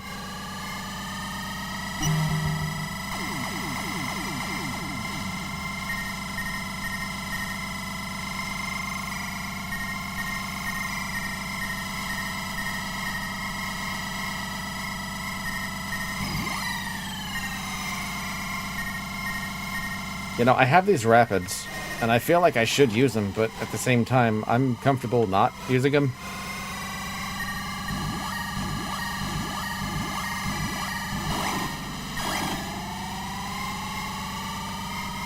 Maybe if I'm more comfortable with possible straightaways, sure.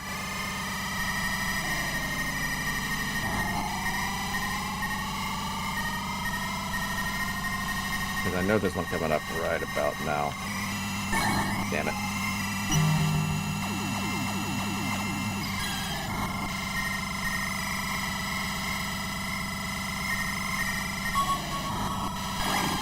What?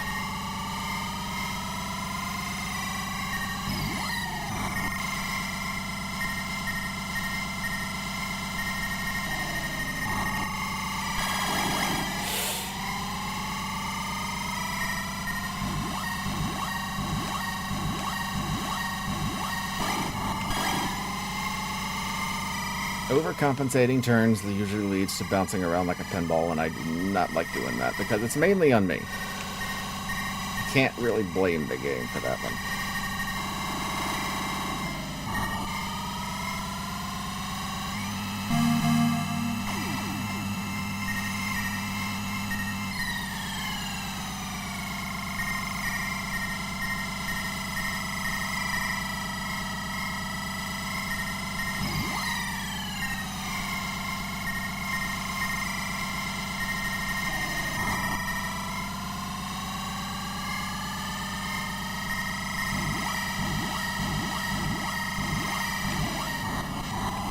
Hey.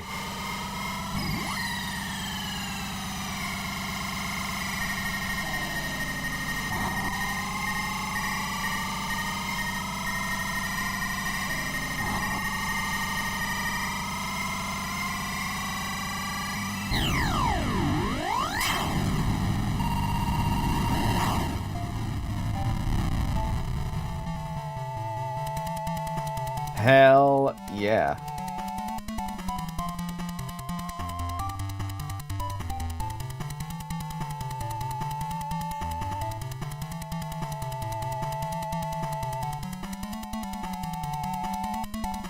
This game really does look nice for as simple as it is.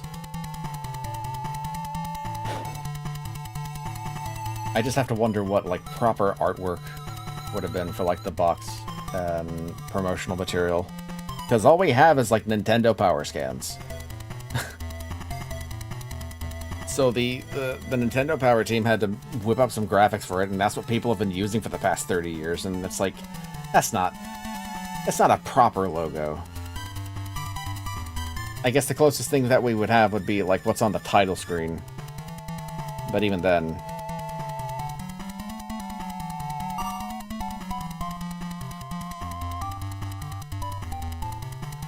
Yes, I would like to try the next level.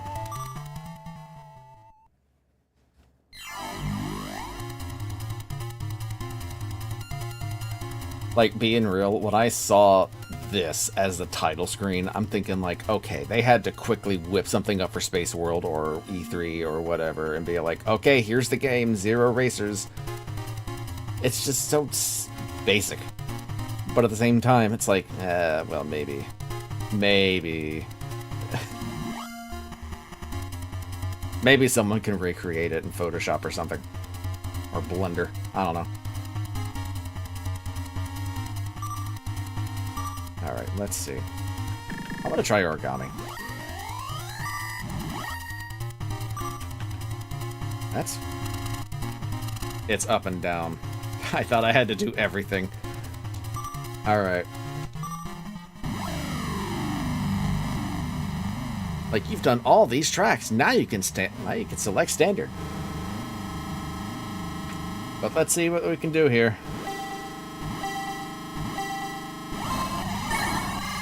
Oh, that's high acceleration. I can understand why. I can definitely understand why. Origami always pulled forward immediately.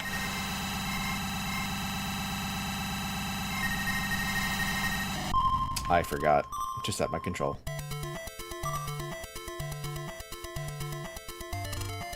That's on me.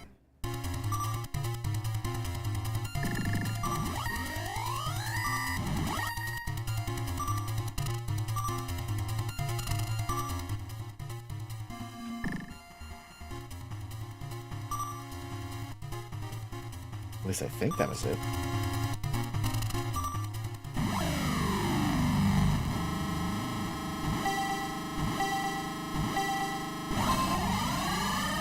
No, my brain kind of messed up. Give me just a minute.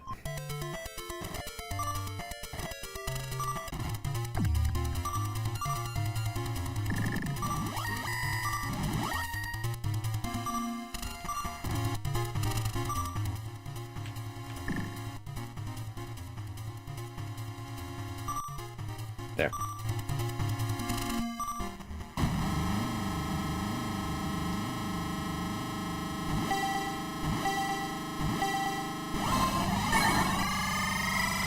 Yeah, just hit a guy right as soon as we start. Why not?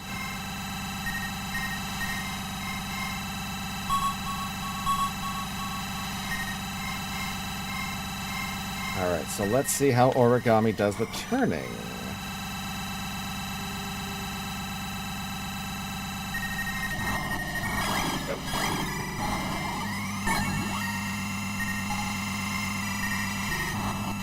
Yeah, apologies if the red is a bit much, but I did tell people that it would be a red kind of stream.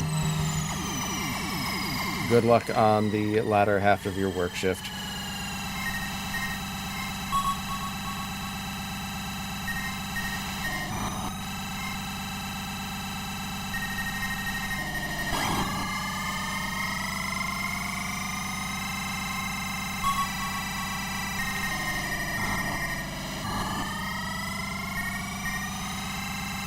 So let's see. I'm thinking that origami's a bit wild to control. Very light.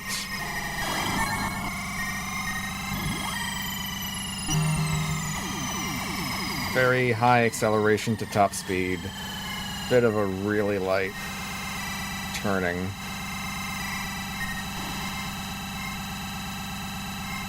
And if in untrained hands, can probably crash out real easy.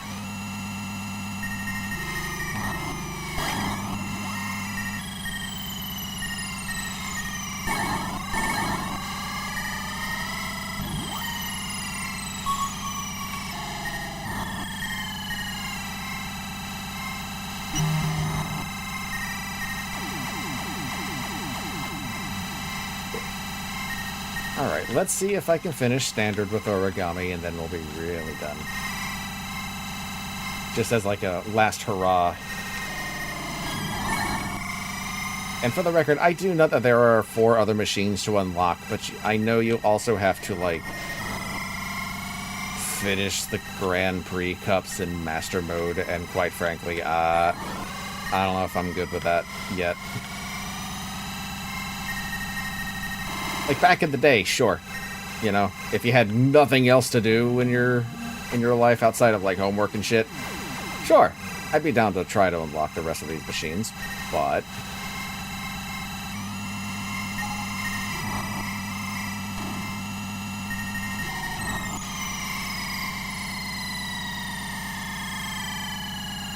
And truth be told, these machines are probably the ones that I'm passing.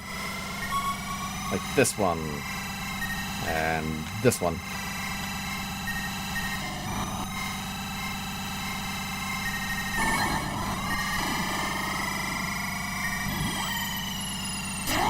Whoa. Okay. They're actually keeping up with me. That's a shock.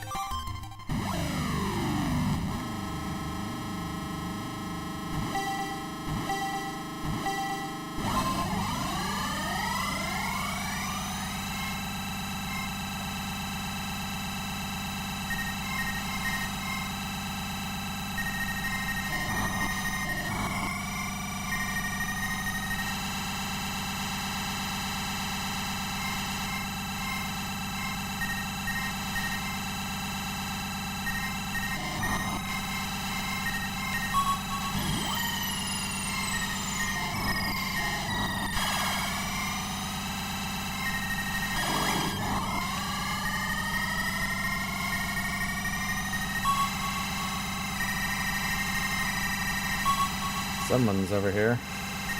But whom? It might be Falcon. It's Falcon.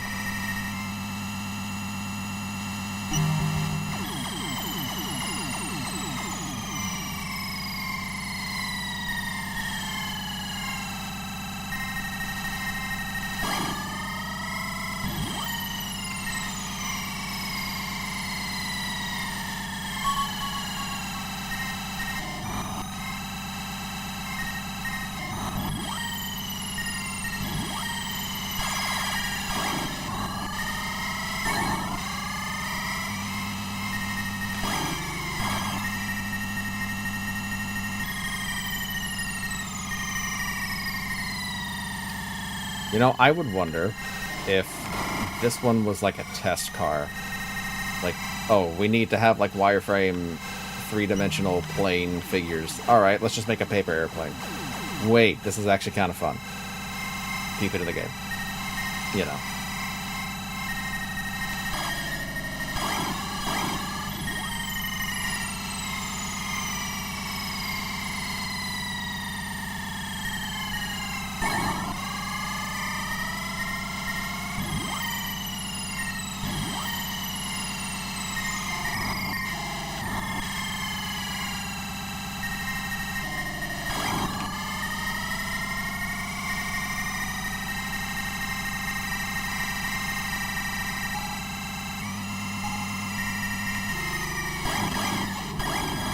Whoa.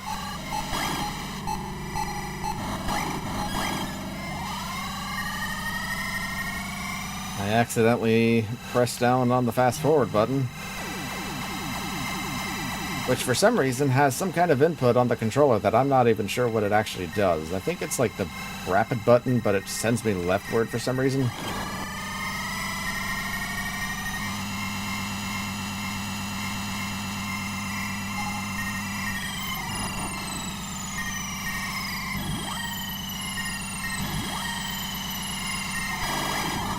Too early, too early.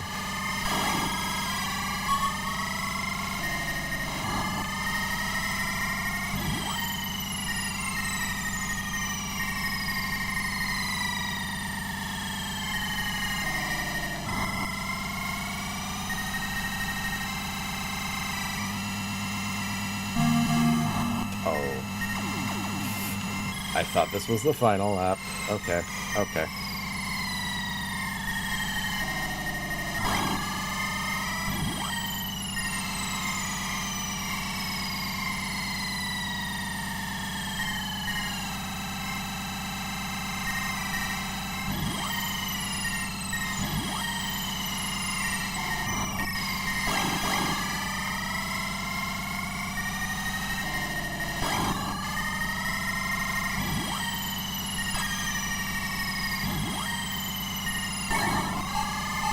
No.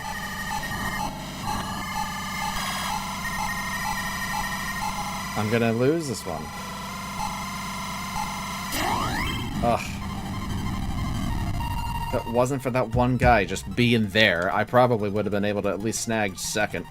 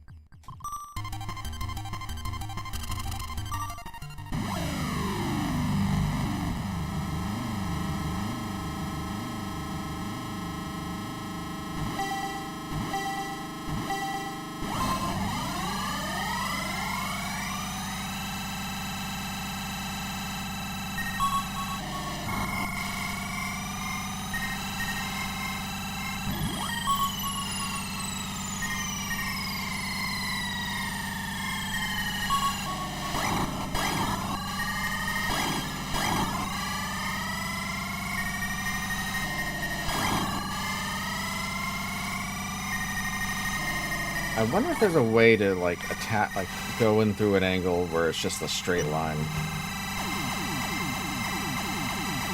I don't think so. I think the turns are a bit too tight.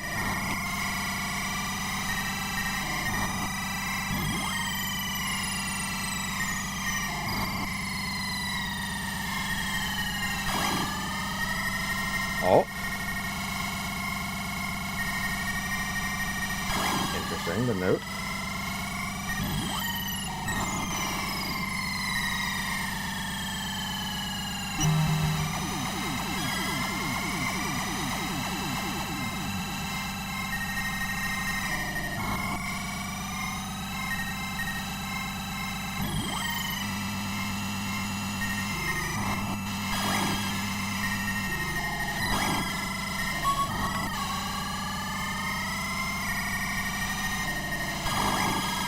No. You stop that.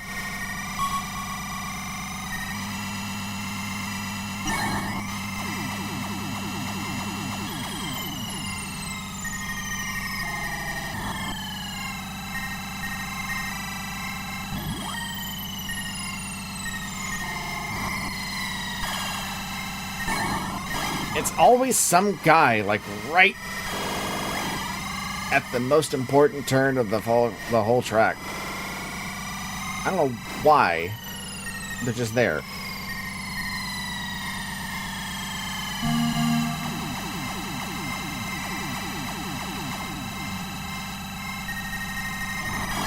Whoop.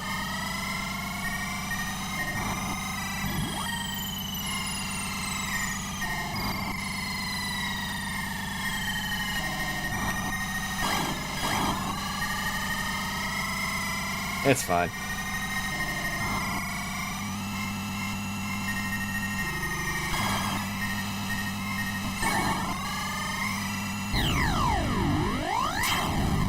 We're good.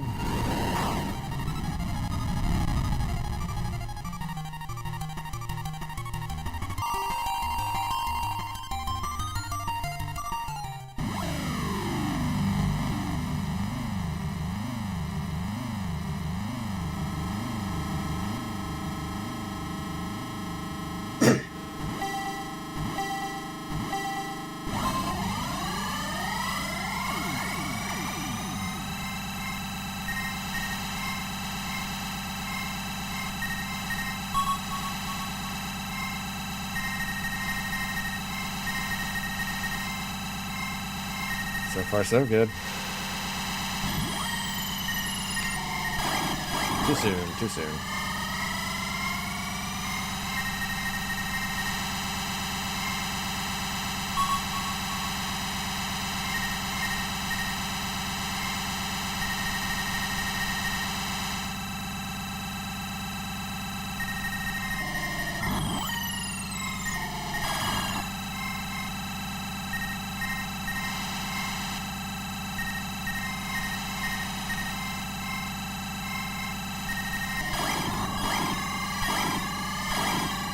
That was dumb. That was real dumb.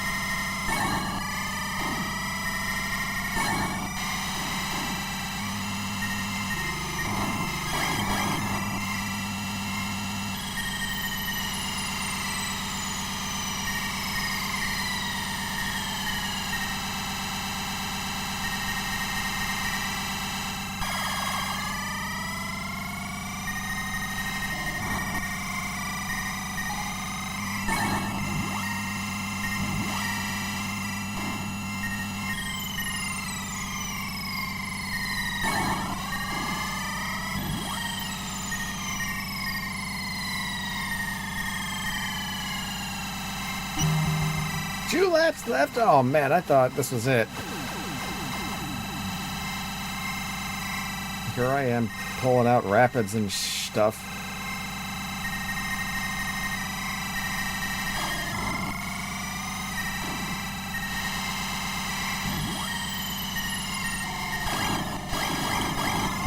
Blech.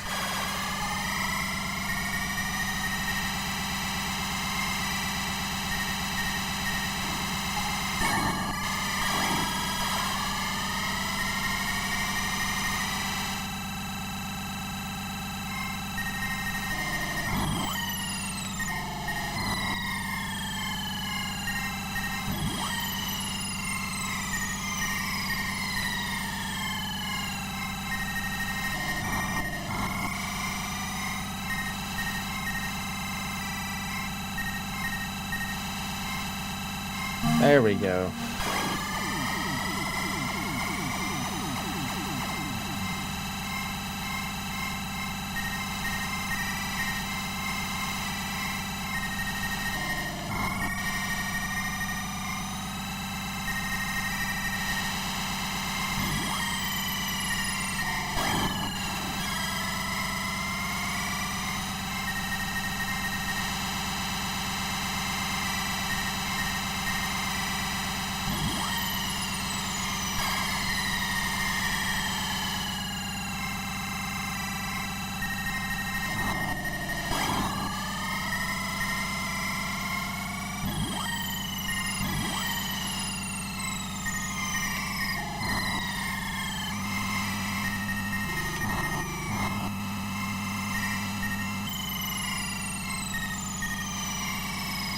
Boom.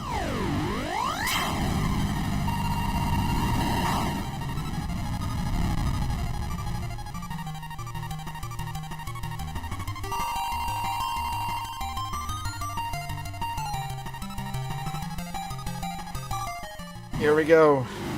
The last race of this stream. Let's have some fun with it.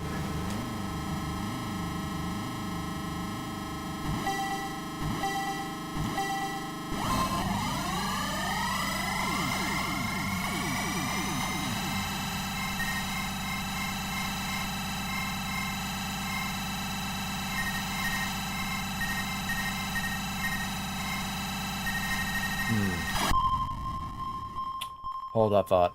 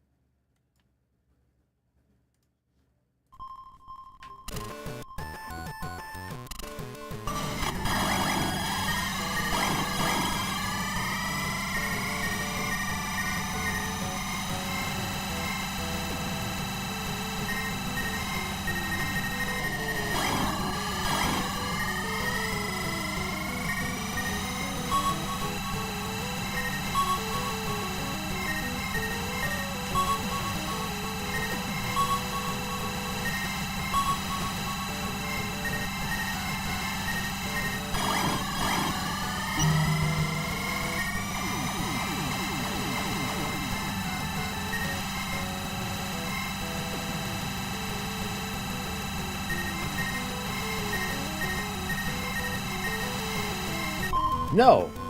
No, no, no, no, no, no, no, no. This is the last race of the whole damn stream. I'm not going to be playing Teleroboxer music.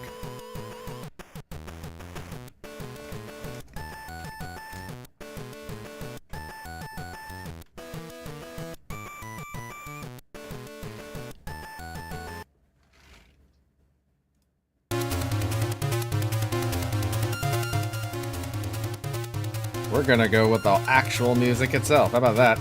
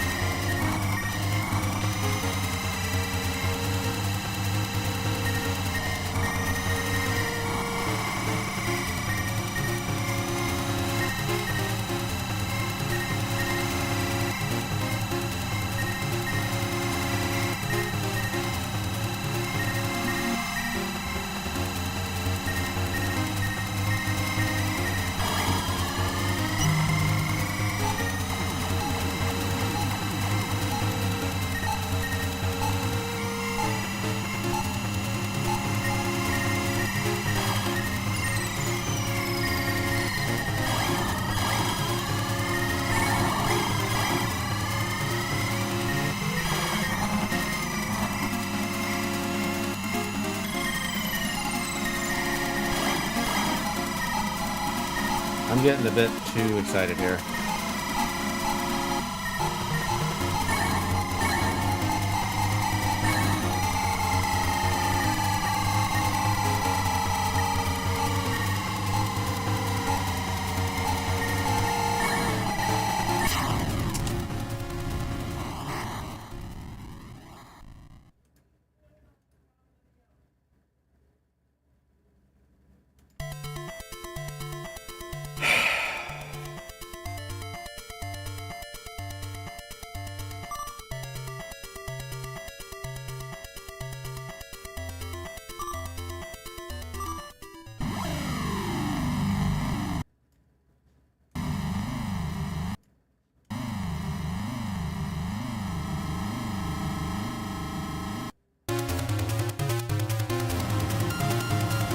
Too loud, too loud, too loud, too loud, too loud. And I'm fucking... Wah!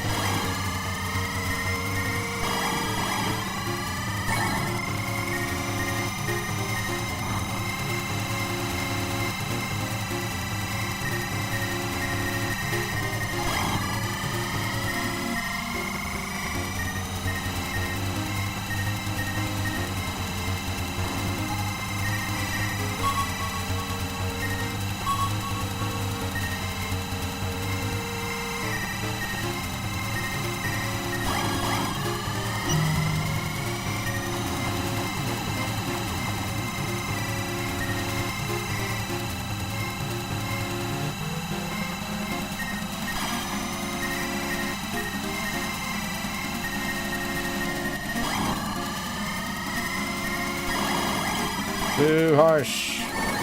Fuck.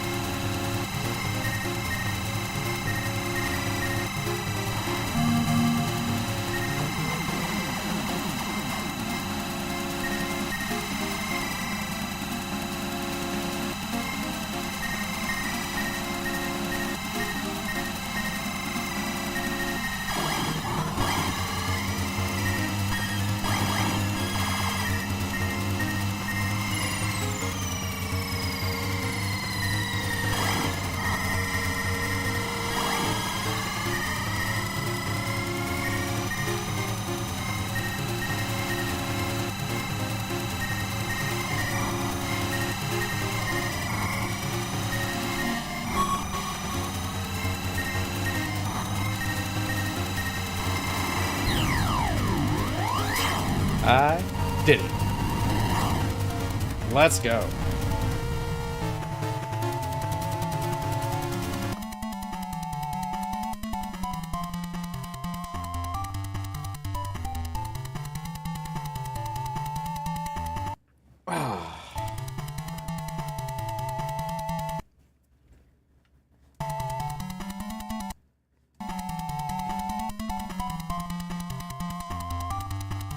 I don't even care.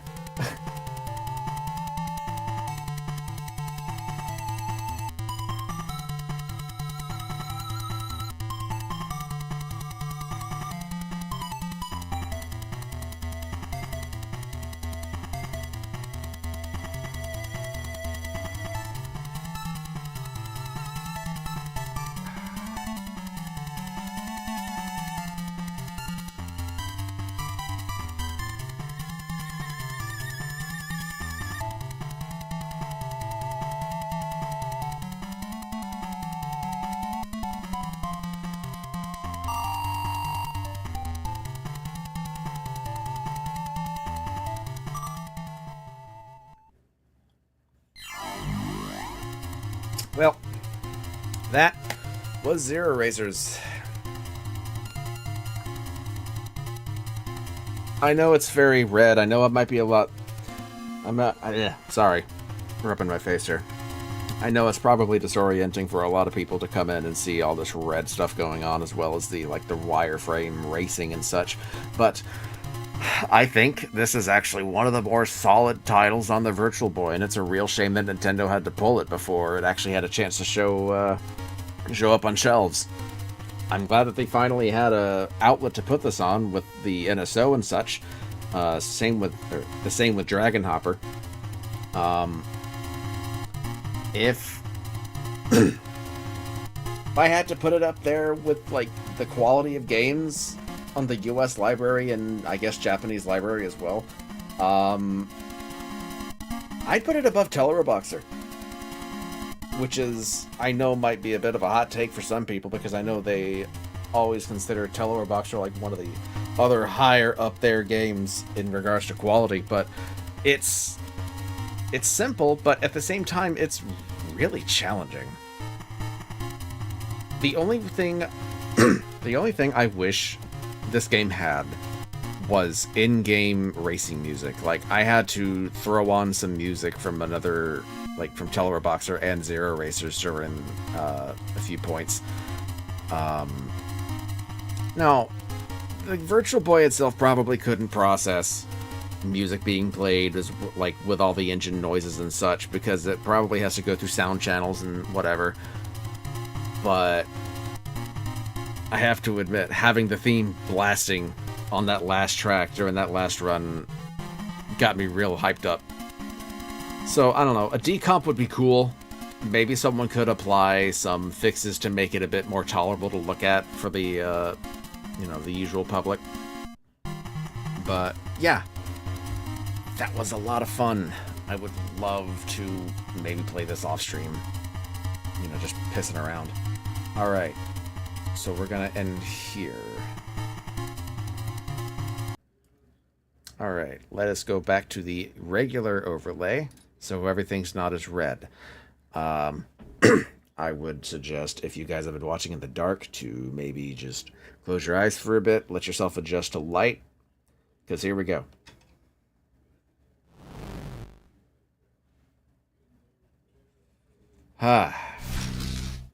Much better. Back to normal stuff. But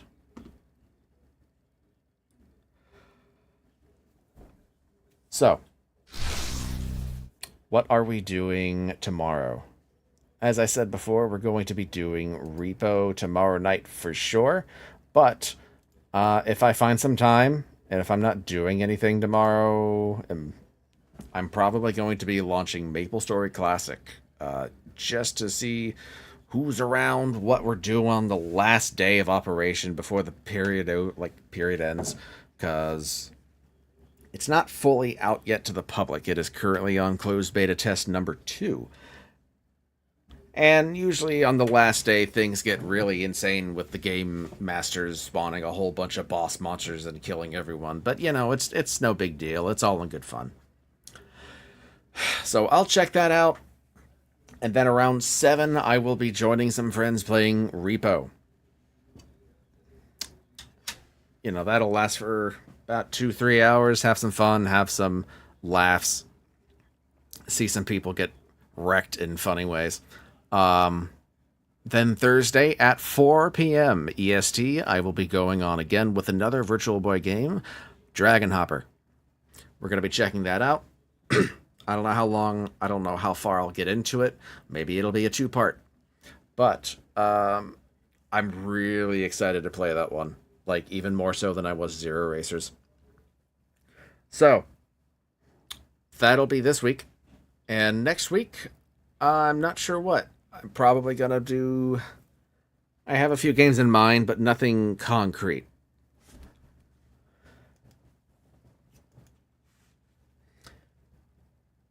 Alright. So, can we raid anyone right now, I wonder?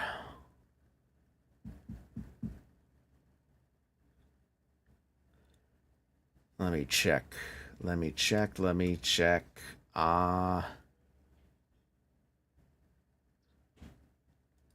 Yeah, you know what? I'm gonna send y'all over to Nura.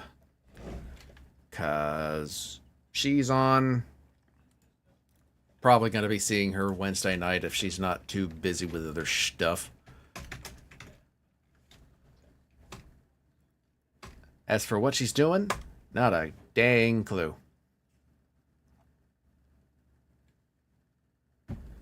So yeah, see you tomorrow at some point, and have a good rest of your day.